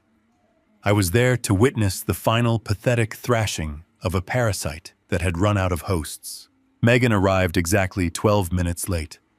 In her previous life, the 12-minute delay would have been a calculated power play, a subtle way to establish dominance in a corporate meeting. Today, it was simply the result of her total unraveling. I watched her walk down the paved path, and I barely recognized the woman approaching me. The arrogant tech chief executive officer who had clapped and cheered at my public execution was completely gone. She wore a wrinkled trench coat pulled tightly around her shivering frame. Her designer shoes were scuffed. Her hair, usually blown out into a perfect, immaculate shield, was tied back in a messy knot. Her eyes darted wildly, tracking every passing jogger and dog walker with the paranoid intensity of a fugitive. She looked like a woman who knew the federal authorities were monitoring her every single move. She collapsed onto the far edge of the wooden bench, putting as much physical distance between us as the seating allowed. She did not offer a greeting. She did not ask how I was doing after being discarded by her mother. The concept of genuine human empathy was completely foreign to her. She operated entirely on transactional leverage, and right now she believed she held the ultimate trump card. She reached a trembling hand into the deep pocket of her coat and pulled out a small silver flash drive. She held it tightly between her fingers, staring at it as if it were a solid brick of gold. "I have everything," she whispered, her voice hoarse and frantic. "Every single offshore routing number Mom used to hide her gambling debts. I have the digital ledger proving she skimmed equity from your property for the last 5 years. I have text messages from Justin admitting he forged your signature on those commercial loans. I backed up the entire family server before the feds froze my startup accounts. It is all right here on this drive. It is the absolute undeniable proof you need to legally bury them both forever." I did not reach for the silver drive. I took a slow, deliberate sip of my black coffee, letting the bitter liquid burn the back of my throat. I looked at the daughter I had raised. I remembered a time when she was 17 years old. She had been caught plagiarizing a massive final term paper. Instead of accepting the consequence, she had hacked into the school grading system and altered the timestamp on another student file, framing her own best friend for the theft. She was suspended, but she never showed a single ounce of remorse. She only regretted that her execution was flawed. She was always a mercenary, always eager to slaughter whoever was standing next to her to secure her own survival. Trevor threw me to the wolves. She continued, her breathing growing rapid and shallow. He went to the Securities and Exchange Commission and traded my freedom for his own immunity. He handed them the fake revenue ledgers. The federal prosecutors are threatening me with 20 years in a minimum security prison for wire fraud. I have nothing left. My accounts are frozen. My company is dead. But you have your corporate legal team. You have the capital. Take this drive. Use it to destroy Mom and Justin, and in exchange you pay for my criminal defense. You unleash your aggressive lawyers to obliterate Trevor's credibility in federal court. You save me, and I hand you the matches to burn the rest of them to the ground." She finally slid the small silver flash drive across the wooden slats of the bench. It stopped mere inches from my coffee cup. She looked at me with wide, desperate eyes, waiting for me to eagerly snatch up the stolen data. She genuinely believed she had orchestrated a brilliant tactical masterstroke. She thought she was proving her ultimate loyalty to the winning side by selling the losers for spare parts. I reached out and picked up the flash drive. The metal was warm from being clutched so tightly in her panicked hands. Megan let out a heavy, trembling sigh of relief, leaning back against the wooden slats. She thought the deal was closed. She thought the terrifying shadow of federal prison had just been lifted by her wealthy father. I held the drive between my thumb and index finger, inspecting the cheap silver casing. Then, without a single change in my expression, without raising my voice or breaking eye contact, I popped the plastic lid off my coffee cup and dropped the flash drive directly into the scalding black liquid. It landed with a soft splash, instantly sinking to the bottom of the paper cup. Megan froze. Her eyes snapped from my face to the steaming coffee and back again. The relief that had just washed over her instantly violently shattered. She lunged forward, letting out a choked, hysterical gasp, reaching her hands out, as if she were going to plunge her fingers into the boiling coffee to retrieve the ruined technology. "What are you doing?" she screamed, her voice cracking with absolute terror. That was the only copy. That was the only proof you had to destroy them. You need that data. I placed the plastic lid back onto the coffee cup, sealing the ruined drive inside. I set the cup down on the bench. "I do not need your stolen data, Megan," I said, my voice perfectly level, carrying the quiet, devastating weight of absolute authority. "I mapped your mother offshore accounts 3 weeks before the retirement party. I accessed Justin-forged promissory notes the moment I moved into that motel. I already executed the forensic audit. I already deployed the evidence to the necessary federal and commercial authorities. I hold the high ground. I did not need you to hand me a map to a battlefield I already conquered." Megan stared at me, her jaw trembling uncontrollably. She was struggling to comprehend the massive, terrifying scope of my silent adjustments. She had assumed I was a reactive victim trying to piece together a defense. She just realized I was the architect of the entire collapse. "You came here today, believing betrayal was a valuable currency." I continued, looking deeply into her panicked, tear-filled eyes. "You clapped and whistled while your mother humiliated me in front of my peers. You happily spent the money I bled to earn. And the moment the consequences of your own arrogant fraud came crashing down, you eagerly offered to slit your mother and your brother throat just to buy your way onto my lifeboat." I stood up from the cold wooden bench, looking down at the broken, shivering woman, clutching her wrinkled trench coat. "I do not negotiate with terrorists, Megan," I stated calmly. "And I certainly do not finance the legal defense of a federal criminal. Betrayal is a currency I no longer accept. You made your choices with Trevor. You built your fraudulent empire on vanity and lies. Now you get to face the federal prosecutors entirely on your own." I turned my back and began walking down the paved path, leaving my ruined coffee sitting on the bench next to her. I did not look over my shoulder, but I could feel the crushing, absolute weight of the realization crashing down on her. By offering to sell out Patricia and Justin, she had permanently severed any remaining ties to her mother and brother. By engaging in wire fraud, she had triggered her husband's ruthless betrayal. And by attempting to use that treason to buy my protection, she had just permanently alienated the only person on earth who possessed the power to save her. Megan sat alone on a freezing wooden bench in a public park, staring at a paper cup. She had no money. She had no husband. She had no family. She had no legal defense. The golden daughter of the tech world had isolated herself into an absolute suffocating vacuum, and there was absolutely no one left to catch her when she finally hit the ground. I did not need to place hidden surveillance cameras inside their new residence to know exactly how their first month of absolute poverty played out. When you strip away the luxury vehicles, the imported champagne, and the sprawling manicured estates from people who possess no internal moral compass, you are left with nothing but cornered feral animals. Human nature, especially the nature of greedy, desperate narcissists, is completely predictable. The implosion of their fragile alliance was a mathematical certainty. Justin was finally released from the downtown federal holding facility on a Tuesday afternoon. There was no aggressive, high-priced defense attorney walking him down the courthouse steps to address the media. There was no luxury town car waiting at the curb. He was represented by an exhausted public defender handling 70 other cases who had managed to secure a conditional release entirely because Justin was a first-time non-violent offender. Justin walked out of the heavy glass doors wearing the same wrinkled suit he had been arrested in days prior. He carried his personal effects in a clear plastic bag. Around his right ankle, tightly secured above his designer sock, was a heavy black global positioning monitor.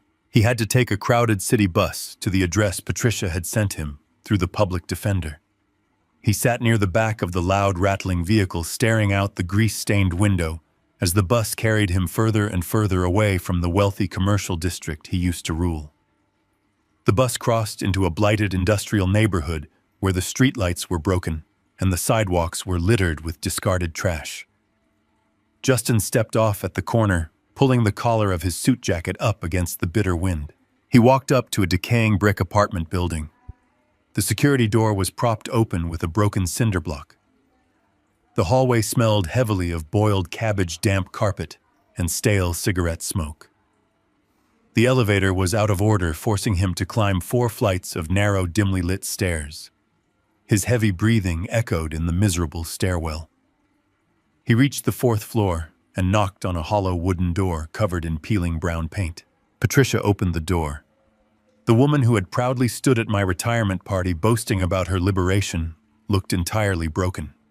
She was wearing a designer silk blouse that was hopelessly wrinkled and stained with coffee.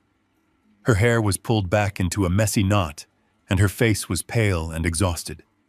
She stepped aside without saying a word, allowing her golden child to enter the miserable sanctuary she had managed to secure with the absolute last of her scraped-together cash. The sublet was a suffocating, claustrophobic box. The ceiling hung low, featuring water stains that bloomed like dark bruises across the plaster. The living room contained a single, sagging thrift store sofa covered in faded floral fabric. Megan sat on that sofa, staring blankly at a shattered smartphone screen. She did not look up when her brother walked in. The golden daughter of the tech world was wearing dirty sweatpants, her fingernails bitten down to the quick, completely paralyzed by the terrifying reality of her looming federal indictment. There were only 2 small bedrooms. Patricia had claimed one for herself. Justin and Megan, 2 adults with massive inflated egos who despised sharing anything, were forced to occupy the other, sleeping on cheap twin mattresses shoved against peeling walls. The entire apartment vibrated every 10 minutes as the elevated train rattled past the single dirty window. The tension in that cramped, humid space was absolute poison. They were 3 people who had spent their entire lives deflecting responsibility and purchasing their way out of inconvenience. Now trapped together in a squalid box with no money and no escape routes, the polite masks of family solidarity completely disintegrated. The silence did not last through Justin's first evening. It started over something incredibly trivial: a missing carton of generic milk or a utility bill that had been slipped under the door. But the trivial spark instantly ignited the massive powder keg of their collective resentment. Justin slammed his fist onto the cheap laminate kitchen counter, shattering the fragile quiet. He turned on his mother with a vicious, unhinged fury, pointing a trembling finger directly at her face. He screamed that this entire nightmare was exclusively her fault. He yelled that if she had just kept her arrogant mouth shut and stayed married, they would all still be living in a 5-bedroom mansion.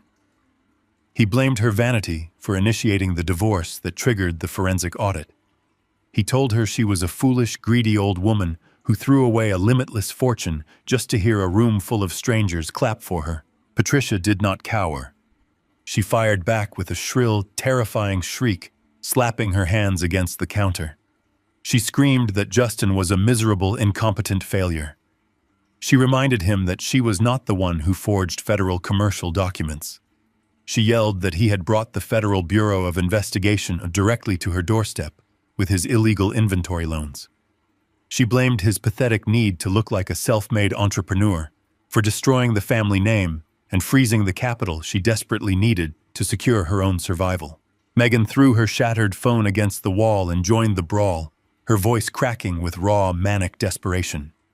She screamed at both of them, calling them selfish, ignorant parasites.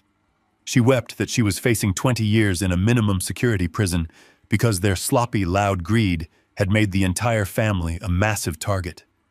She blamed Patricia for creating the initial financial panic, and she blamed Justin for leaving a paper trail of obvious fraud. She screamed that Trevor had traded her to the federal government entirely because her mother and brother were too stupid to manage their crimes quietly. The screaming match lasted for hours, echoing through the thin walls of the miserable apartment building. The neighbors banged on the floorboards, demanding quiet, but the three of them could not stop. They tore into each other, tearing down the last remaining shreds of their familial loyalty. They weaponized every secret, every failure, and every bitter resentment they had harbored for decades. They stripped each other down to the bone, entirely annihilating the illusion that they had ever actually loved one another. Eventually, the exhaustion overtook the rage. The screaming faded into heavy, ragged breathing and quiet, pathetic sobbing. The tiny apartment grew suffocatingly silent.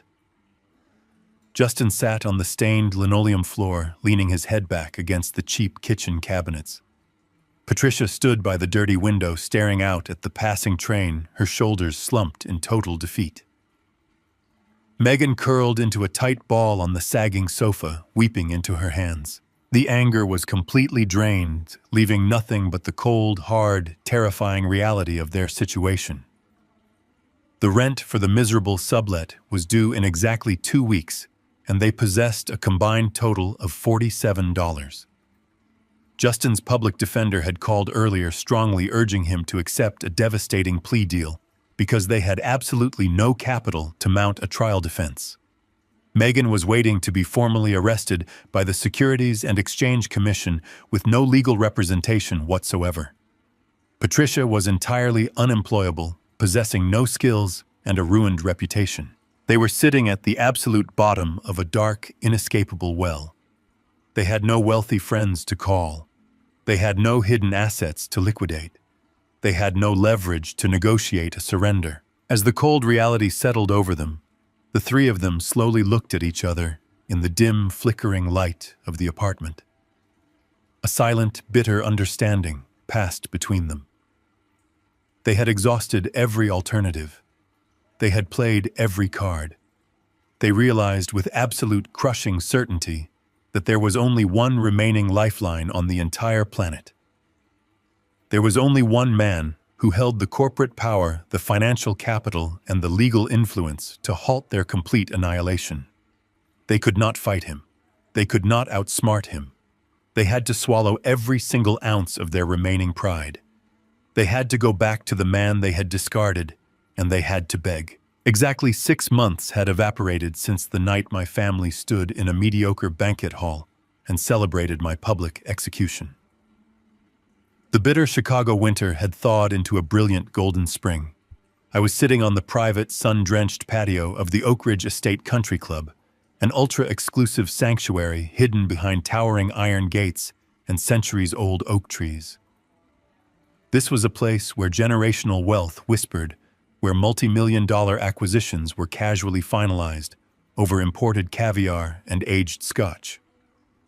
I sat alone at a pristine, white-clothed corner table overlooking the 18th hole, enjoying a rare cut of dry-aged steak and the profound, absolute silence of my unburdened life. Miles away from the manicured greens and the gentle clinking of crystal glasses, the three architects of their own destruction had finally hit absolute rock bottom. Patricia, Justin, and Megan had spent the last 2 weeks surviving in that suffocating, roach-infested sublet, tearing each other apart until there was nothing left to cannibalize. They had exhausted their public defenders, alienated their remaining acquaintances, and stared directly into the terrifying abyss of federal prison and permanent poverty. Desperation is a masterful teacher. It forcefully strips away the delusions of grandeur and replaces them with a primal, agonizing hunger for survival. They realized that their only path out of the grave they had dug was to crawl back to the man holding the shovel. They pooled the absolute last of their liquid capital. They gathered crumpled dollar bills, loose coins scrounged from the cushions of their sagging thrift store sofa, and whatever meager cash they could legally obtain to rent a vehicle.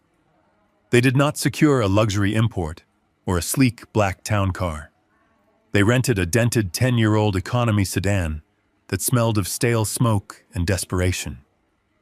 It was a vehicle that practically screamed financial ruin, a rolling monument to their spectacular downfall.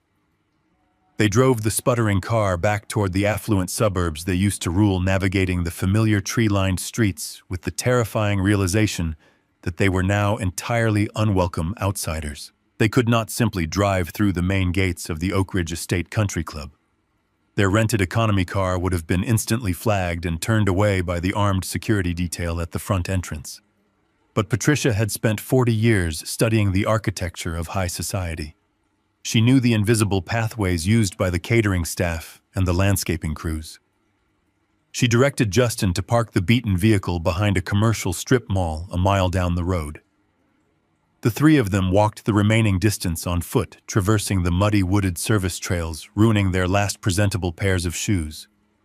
They slipped through an unlocked service gate near the delivery docks, trespassing onto the immaculate grounds, like desperate feral scavengers infiltrating a palace. They looked absolutely wretched. Patricia, who once refused to be seen without a fresh salon blowout and designer silk, was wearing a faded, oversized sweater, her face gaunt and stripped of its usual arrogant glow. Justin's tailored suits had been replaced by baggy, unironed slacks, his posture completely broken by the weight of his looming criminal trial. Megan looked like a ghost of her former self, shivering in the mild spring air, her eyes darting with the manic, exhausted paranoia of a woman facing federal wire fraud charges. They crept through the manicured hedges, scanning the outdoor dining patio until their eyes locked onto my table. I saw them approaching, before they even cleared the perimeter of the dining area. They looked entirely out of place among the wealthy executives and the quiet, relaxed atmosphere of the club. Their frantic, erratic energy disrupted the serene environment immediately. They did not walk with confidence. They practically stumbled toward my corner table, their faces twisted into masks of profound, rehearsed agony. Patricia reached the table first.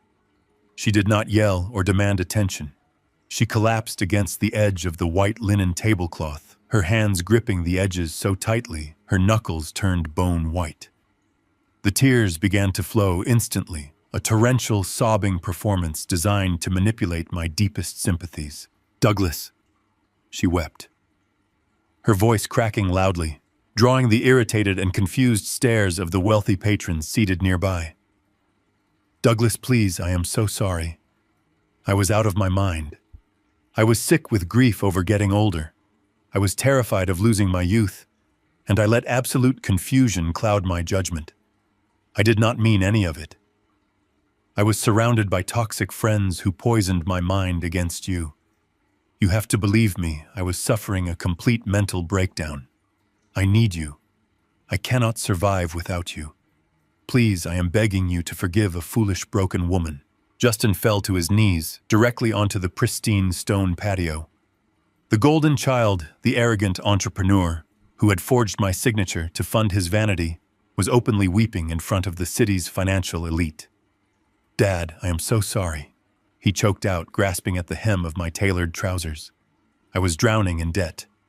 I was so desperate to make you proud, to show you I could be a successful businessman, that I lost my moral compass. I am facing 20 years in federal prison. They are going to lock me away. Please, Dad. Family is everything. You always taught us that family is everything. Do not let them take my life away." Megan stood behind them, her shoulders violently shaking as she sobbed into her hands. She did not offer excuses about her startup or blame her husband, Trevor. She completely surrendered. "Daddy, please," she cried, using the childhood moniker she had abandoned 2 decades ago. "I have absolutely no one left. I have nothing. I am so terrified. I made a catastrophic mistake, but I am still your little girl. Please give us a second chance. We will do anything. We will follow any rule you set. Just please bring us home." The disruption on this patio was absolute. The quiet murmurs of the wealthy patrons had completely ceased. Everyone was staring at the pathetic, weeping trio huddled around my table. The country club manager, a stern man in a flawless suit, rushed out through the glass doors flanked by 3 muscular security guards. He looked absolutely horrified that the peace of his exclusive establishment had been violated by these weeping, disheveled trespassers. Mr. Barrett, the manager said, his voice tight with professional panic. I am so incredibly sorry for this intrusion. We will have these individuals physically removed from the premises immediately. I am calling the local authorities to press trespassing charges on your behalf. The security guards stepped forward, reaching out to grab Justin by the shoulders and haul him off the stone patio. Patricia shrieked, burying her face into her hands, anticipating the final brutal humiliation of being dragged away in handcuffs. Megan squeezed her eyes shut, preparing for the end. I raised my right hand, lifting a single finger. The gesture was entirely silent, but the authority behind it was absolute. The security guards froze in their tracks. The country club manager stepped back, waiting for my command. I looked down at the three weeping, broken people groveling at my feet. I observed their pathetic, desperate tears, their ruined clothes, and their completely shattered egos. They had executed a hostile takeover of my life 6 months ago, and now they were begging the man they tried to execute for a pardon. Stand down, I said quietly to the manager. Do not call the police. I know these people. Patricia gasped, lifting her tear-stained face. A massive, overwhelming wave of relief washed over her features. Justin let out a choked, ragged sigh, his shoulders slumping, as he genuinely believed he had just been granted a miracle. Megan opened her eyes, a tiny, desperate spark of hope igniting in her chest. They thought it had worked. They truly believed that my lingering paternal affection had overridden my cold, mathematical logic. They assumed their theatrical display of weeping and groveling had successfully manipulated the old, reliable safety net into catching them one final time. Bring 3 chairs, I instructed the manager, my voice perfectly level. The manager, though, clearly confused by my decision to entertain these trespassers, immediately signaled the staff. 3 heavy wooden chairs were quickly brought over and placed around the table. I gestured for Patricia, Justin, and Megan to sit. They scrambled off the stone patio, wiping their eyes and murmuring pathetic, endless strings of gratitude. They sat on the edge of the luxurious chairs, holding their breath, waiting for me to pull out my checkbook, call my corporate attorneys, and magically erase the catastrophic consequences of their actions. The manager hovered nearby, asking if there was anything else he could do to smooth over the disruption. I looked at him, and then I looked at the 3 desperate faces staring at me with hungry, hopeful eyes. Yes, I replied, maintaining a deadpan, chilling calm. Bring 3 glasses of champagne, but do not bring the vintage stock. Go to the catering kitchen and find the absolute cheapest, lowest-tier sparkling wine you keep for the budget events. The kind you serve in plastic cups. Bring it immediately. The waiter returned a moment later, carrying a heavy silver tray. The service at the Oak Ridge Estate Country Club was typically flawless, characterized by crystal flutes and imported linens. Today, the waiter followed my exact unconventional instructions without a single flicker of judgment. He placed 3 flimsy, translucent plastic cups on the immaculate white tablecloth in front of my family.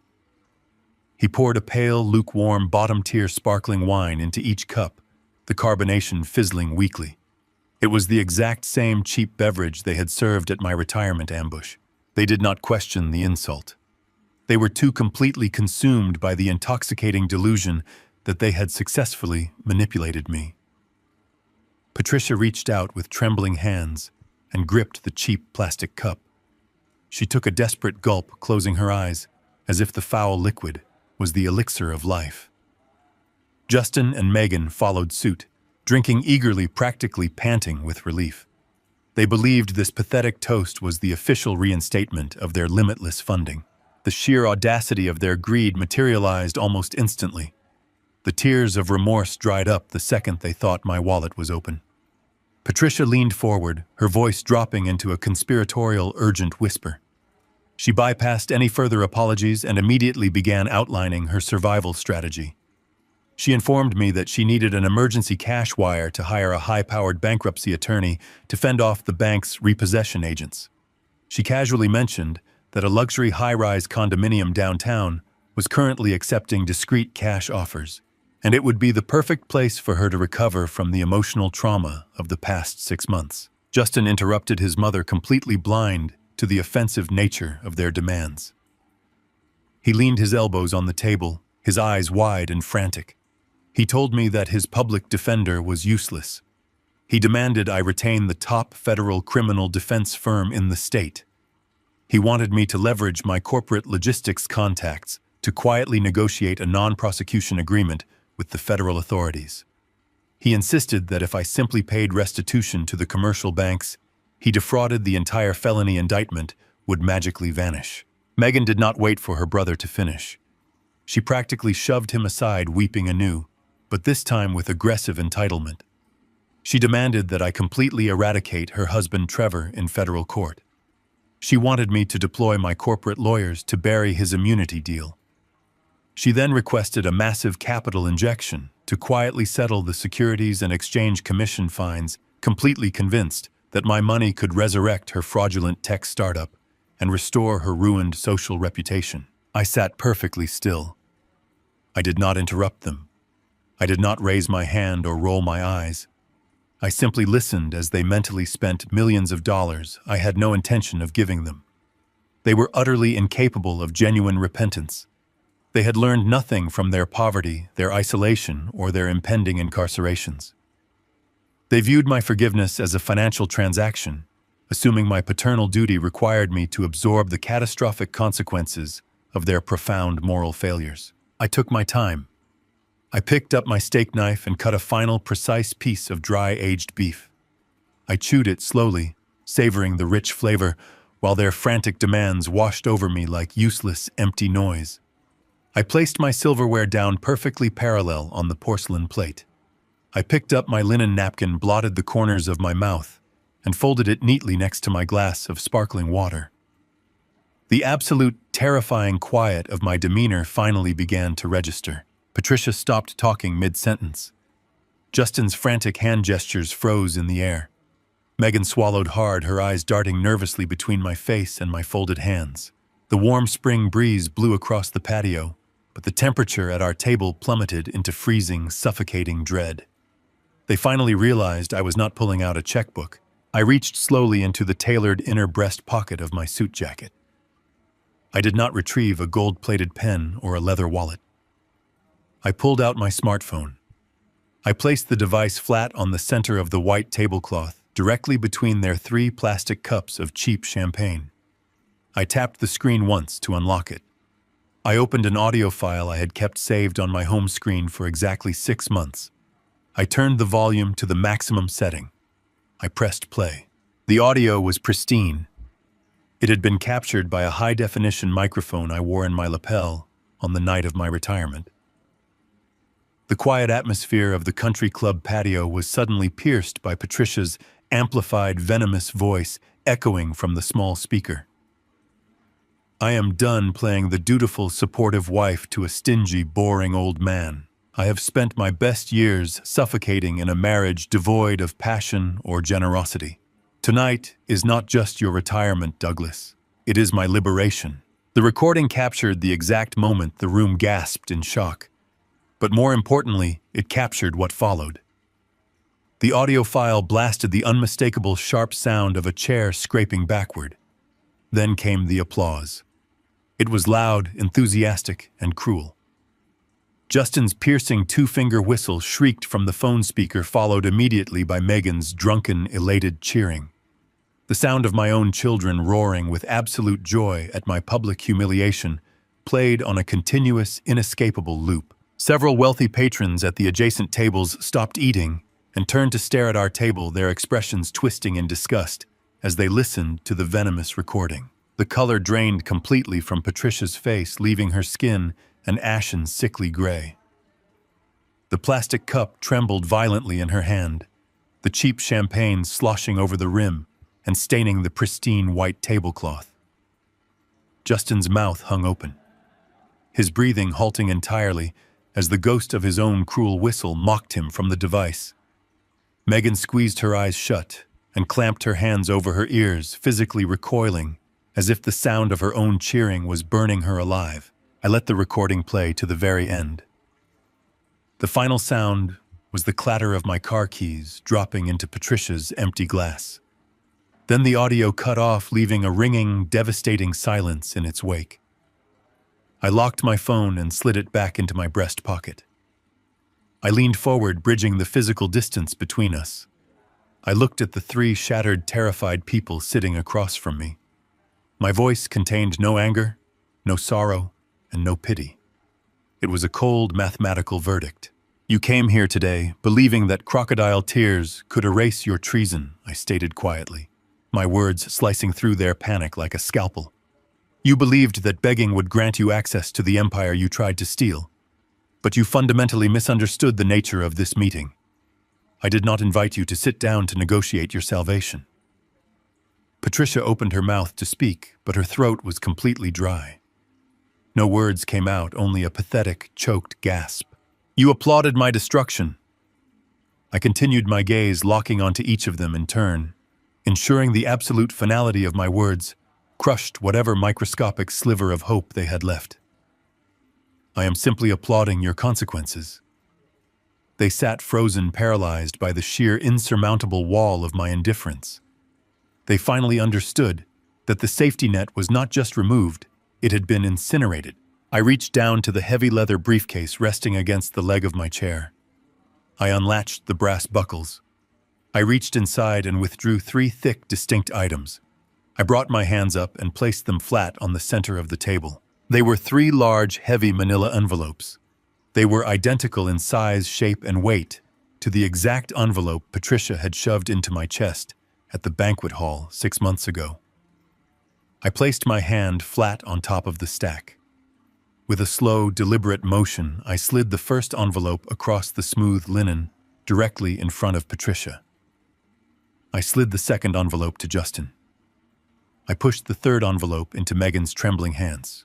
I sat back in my chair, watching them stare at the heavy brown packages with absolute, unadulterated terror, waiting for them to open the final chapter of their ruin. The heavy brown paper of the manila envelopes rested on the pristine white tablecloth. The warm spring breeze blew across the country club patio, gently ruffling the corners of the envelopes. Patricia stared at the package in front of her. Her breathing was shallow and rapid. For a fleeting, desperate moment, the sheer gravity of her delusion completely took over. She wiped a tear from her cheek and managed a trembling, pathetic smile. She genuinely believed that inside this envelope was her salvation. She expected a certified cashier check. She anticipated a generous settlement agreement, a deed to a modest condominium, or perhaps a modest monthly allowance drawn from my corporate accounts. She thought I was finally offering her the golden parachute she felt she deserved. Justin and Megan looked at their own envelopes with the exact same starving anticipation. Justin wiped his sweaty palms on his wrinkled slacks. He was calculating how quickly he could deposit a check to hire a private criminal defense attorney and avoid the federal penitentiary. He assumed I was handing him a legal retainer to make his felony wire fraud charges disappear. Megan leaned forward, her eyes wide and hungry. She undoubtedly believed her envelope contained a binding non-prosecution agreement, neutralizing her treacherous husband Trevor and providing her with the seed capital to restart her fraudulent technology company. Go ahead, I said, my voice soft and perfectly even. Open them. Patricia reached out with shaking fingers. She grabbed the tab of the envelope and tore it open. The sound of tearing paper was incredibly loud in the suffocating quiet of the patio. She reached inside, expecting to feel the crisp, thick parchment of a legal settlement or the smooth surface of a bank draft.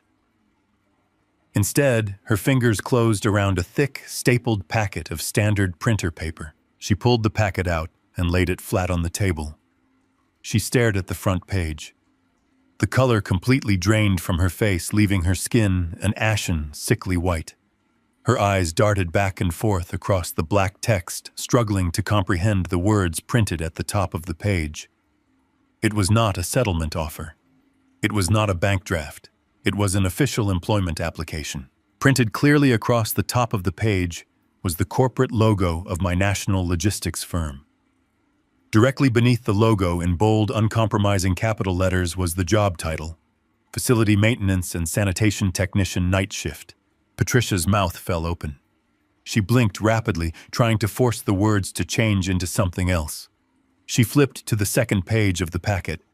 It outlined the mandatory duties of the position: scrubbing the concrete floors of the commercial loading docks, emptying the industrial trash compactors, cleaning the warehouse employee restrooms, operating the heavy machinery required to polish the concrete aisles.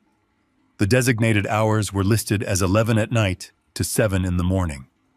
The compensation was clearly printed at the absolute legal minimum wage. Justin desperately ripped his envelope open, tearing the brown paper in half. He pulled out his packet and stared at the exact same corporate logo. The former luxury car dealer, the man who used to mock my conservative business strategies and wear imported Italian silk suits, was staring at an application for a commercial janitor.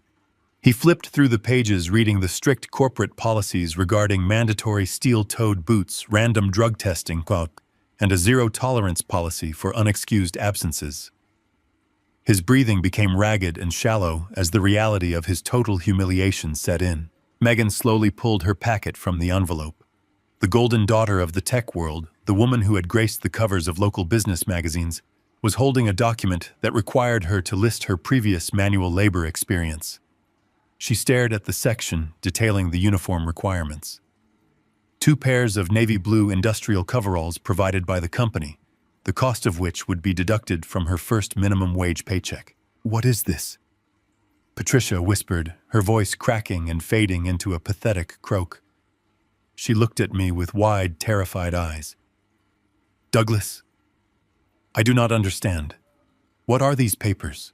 I remained seated, observing the complete collapse of their manufactured superiority.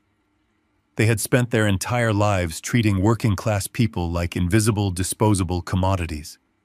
They had built their fragile identities entirely on the illusion of inherited prestige and unearned luxury. Now they were holding the absolute baseline of manual survival in their manicured, trembling hands. "I told you I was applauding your consequences," I said, keeping my tone perfectly detached. "You came here begging for my money. You wept and pleaded for a second chance. You told me you would do absolutely anything to survive. I am offering you the chance to prove it." Justin dropped the application onto the table as if the paper were burning his fingers. "Dad, you cannot be serious." He choked out, his voice shaking with panic. "I am facing a federal indictment. I need a massive legal retainer. I cannot mop warehouse floors in the middle of the night. I am an entrepreneur." "You are an unemployed federal suspect facing decades in a penitentiary," I corrected him sharply, shutting down his delusion instantly. "You forged my signature to fund your vanity. You gambled away your dealership. You possess absolutely no marketable skills, and your reputation is entirely destroyed. The only reason my human resources department will even consider your application is because I am the majority shareholder." Megan began to cry again, but these were not tears of manipulation. These were tears of absolute suffocating despair. "Daddy, please," she sobbed, clutching the application to her chest. "I cannot do manual labor. I have a master's degree. I was a chief executive officer. Trevor ruined my life. You cannot make me clean toilets. I will be a laughingstock." "You ruined your own life, Megan," I replied without a single ounce of sympathy. "You fabricated your corporate revenue. You stole from my emergency medical accounts to backpack across Europe. You laughed and cheered when your mother handed me divorce papers at my retirement party. You thought you were invincible. Now you get to learn the true value of a single dollar earned through grueling, honest sweat." Patricia slammed her hands flat against the table, causing the cheap plastic cups of champagne to rattle. "You are a monster," she hissed, her face twisting with bitter, venomous rage. "We are your family. You are a millionaire. You have endless resources. You are trying to humiliate us for your own sick amusement. I will not sign this degrading garbage. I would rather live on the streets than scrub your warehouse floors." I slowly pushed my chair back and stood up, towering over the 3 of them. I looked down at the ruined woman who had tried to steal my estate, the son who had tried to steal my credit, and the daughter who had tried to sell them all out for a bribe. "I believe in hard work," I said, my voice carrying across the quiet country club patio, absolute and unyielding. "I built my empire by working 80-hour weeks while you slept in silk sheets. I absorbed every financial blow you created so you could pretend you were royalty. That free ride ended the night you publicly humiliated me. I reached into my pocket, pulled out a $50 bill, and dropped it onto the table to cover the cost of their cheap sparkling wine. If you want my money, you will mop my floors for minimum wage, I stated with absolute finality. You will clock in at 11 at night. You will clean the loading docks. You will scrub the employee restrooms. You will earn every single penny you desperately need. If you want a lifeline, read the terms and sign at the bottom. I turned my back on them and walked away. I did not look over my shoulder. I walked through the glass doors of the country club, leaving them sitting outside in the mild spring breeze. They did not chase after me. They did not scream or throw their cups. They were completely paralyzed. Patricia, Justin, and Megan sat frozen at the pristine white table surrounded by wealthy patrons enjoying their luxurious lunches. They stared down at the thick packets of standard printer paper, realizing the absolute irreversible destruction of their egos. The safety net had not just been removed. It had been replaced with a mop and a bucket. The golden family of the Chicago suburbs was entirely annihilated, left to choose between actual starvation or the ultimate grueling humiliation of honest manual labor. Hunger is the ultimate and uncompromising negotiator. Pride is a luxury that requires a heavily funded bank account, and my former family no longer possessed a single drop of either. Within 48 hours of that quiet afternoon on the country club patio, 3 signed employment applications were silently slid under the glass partition of my corporate human resources department. They had desperately tried to find other avenues first. They had undoubtedly applied to comfortable desk jobs, retail management positions, and anything that would allow them to maintain a microscopic shred of their former dignity. But the professional market is entirely unforgiving to a disgraced socialite, a federally indicted fraudster, and a ruined tech executive with pending charges from the Securities and Exchange Commission. Their background checks were completely radioactive. Corporate doors slammed in their faces before they could even step through the frames. Out of options and staring down the barrel of absolute starvation, they surrendered to the absolute bottom line of their survival. I never visited the regional logistics center during the night shift, but the facility manager sent me regular and highly objective reports. Patricia, the woman who once spent $10,000 on a single handbag to impress country club women who secretly despised her, now wears a faded navy blue industrial uniform. Her nights are spent pushing a heavy waterlogged mop across miles of unforgiving frozen concrete. Her manicured hands, once soft and adorned with diamonds purchased with my stolen equity, are now calloused, cracked, and permanently stained with industrial degreaser. She scrubs the warehouse bathrooms, emptying overflowing trash bins, while truck drivers and forklift operators walk past her completely blind to the aristocratic delusions she still clings to in her own mind.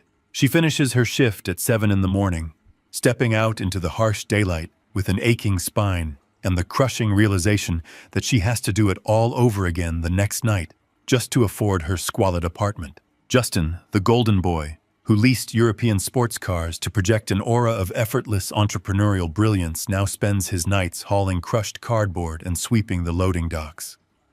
He wears heavy steel-toed boots that blister his feet. He takes his government-mandated 15-minute breaks, sitting on a plastic crate in a freezing alley behind the warehouse, rubbing his aching lower back and staring blankly at the brick wall. The federal courts allowed him to remain out of prison on a highly restrictive probation, strictly because he secured legitimate documented employment. He is entirely trapped. He cannot quit his janitorial position, or he immediately violates his parole and goes straight to a federal cell. He is forced to sweep the dirt from the tires of the very delivery trucks that fund the empire he foolishly threw away. Every sweeping motion is a reminder of the massive fortune he forfeited for the sake of his own vanity. Megan works 3 aisles down from her brother, the visionary chief executive officer who gave arrogant keynote speeches about disrupting the technology sector now manually scrapes chewing gum and crushed debris off the warehouse floor. She is strictly forbidden from touching any computers or administrative paperwork due to the severe parameters of her ongoing federal wire fraud investigations. Her entire world has shrunk to the exact dimensions of a yellow janitorial supply cart.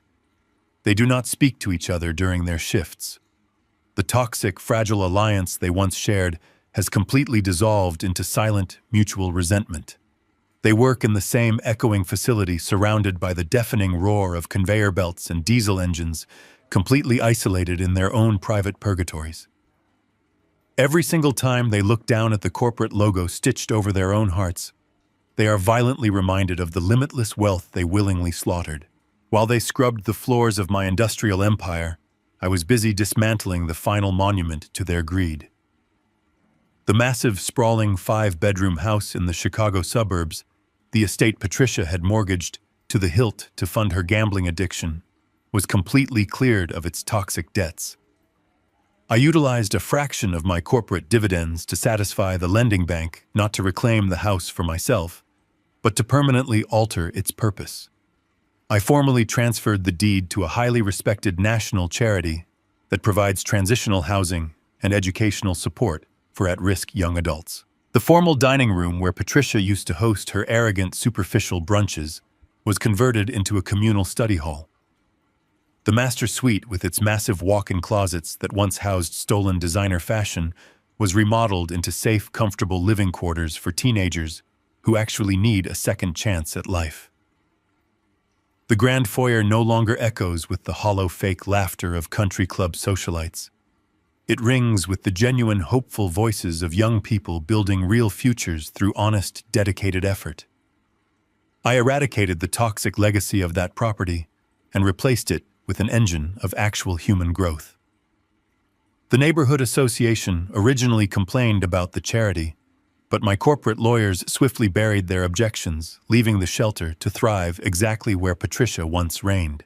I did not need a mansion to prove my worth.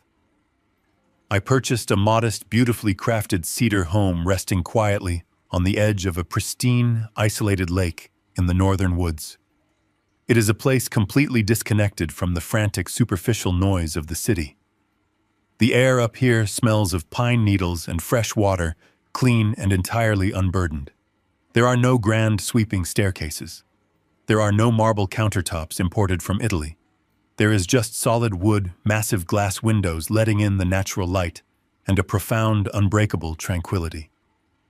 I wake up every morning without the heavy, suffocating knot of anxiety in my chest. I no longer check my bank accounts waiting for a fraudulent withdrawal. I no longer walk on eggshells in my own hallways. I am not alone in this new chapter. For decades, I was surrounded by a family that viewed my existence as a transactional obligation. Now the people who sit on my wooden deck are genuine. They are old friends from my early days in the logistics industry, neighbors who judge a man by his character rather than his stock portfolio, and colleagues who stood by me when building the company required grueling, sleepless nights. We do not talk about high society gossip or scheme for status. We host barbecues on the weekends, sharing good food and authentic laughter. We talk about the changing seasons, the history of the lake, and the simple, profound joy of living a quiet, honest life. The warmth of these friendships starkly highlights the absolute coldness of the family I left behind. I sit in a heavy wooden Adirondack chair on my back deck, a cool autumn breeze brushing across my face. I hold a simple ceramic mug filled with strong, bitter black coffee. The sun is beginning its slow descent over the distant tree line, casting long, brilliant streaks of gold and deep purple across the glassy surface of the lake.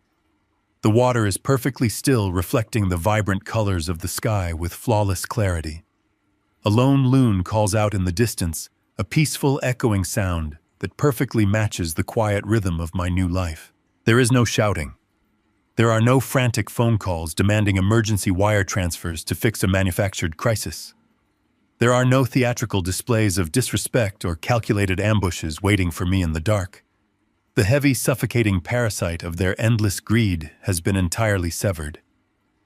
I look out at the horizon, watching the daylight slowly fade, and I feel a profound, absolute stillness in my chest. They believed that power required a microphone and audience, and a cruel, spectacular display of dominance. They thought victory belonged to the loudest voice in the room and the most vicious insult. They genuinely believed that by ambushing me at my retirement party, they had permanently established their superiority. They were catastrophically wrong. True power does not scream. True power does not need to throw a tantrum, demand immediate compliance, or perform for a crowd. True power simply walks away systematically, removes the safety net, and quietly watches gravity do its perfect, uncompromising work.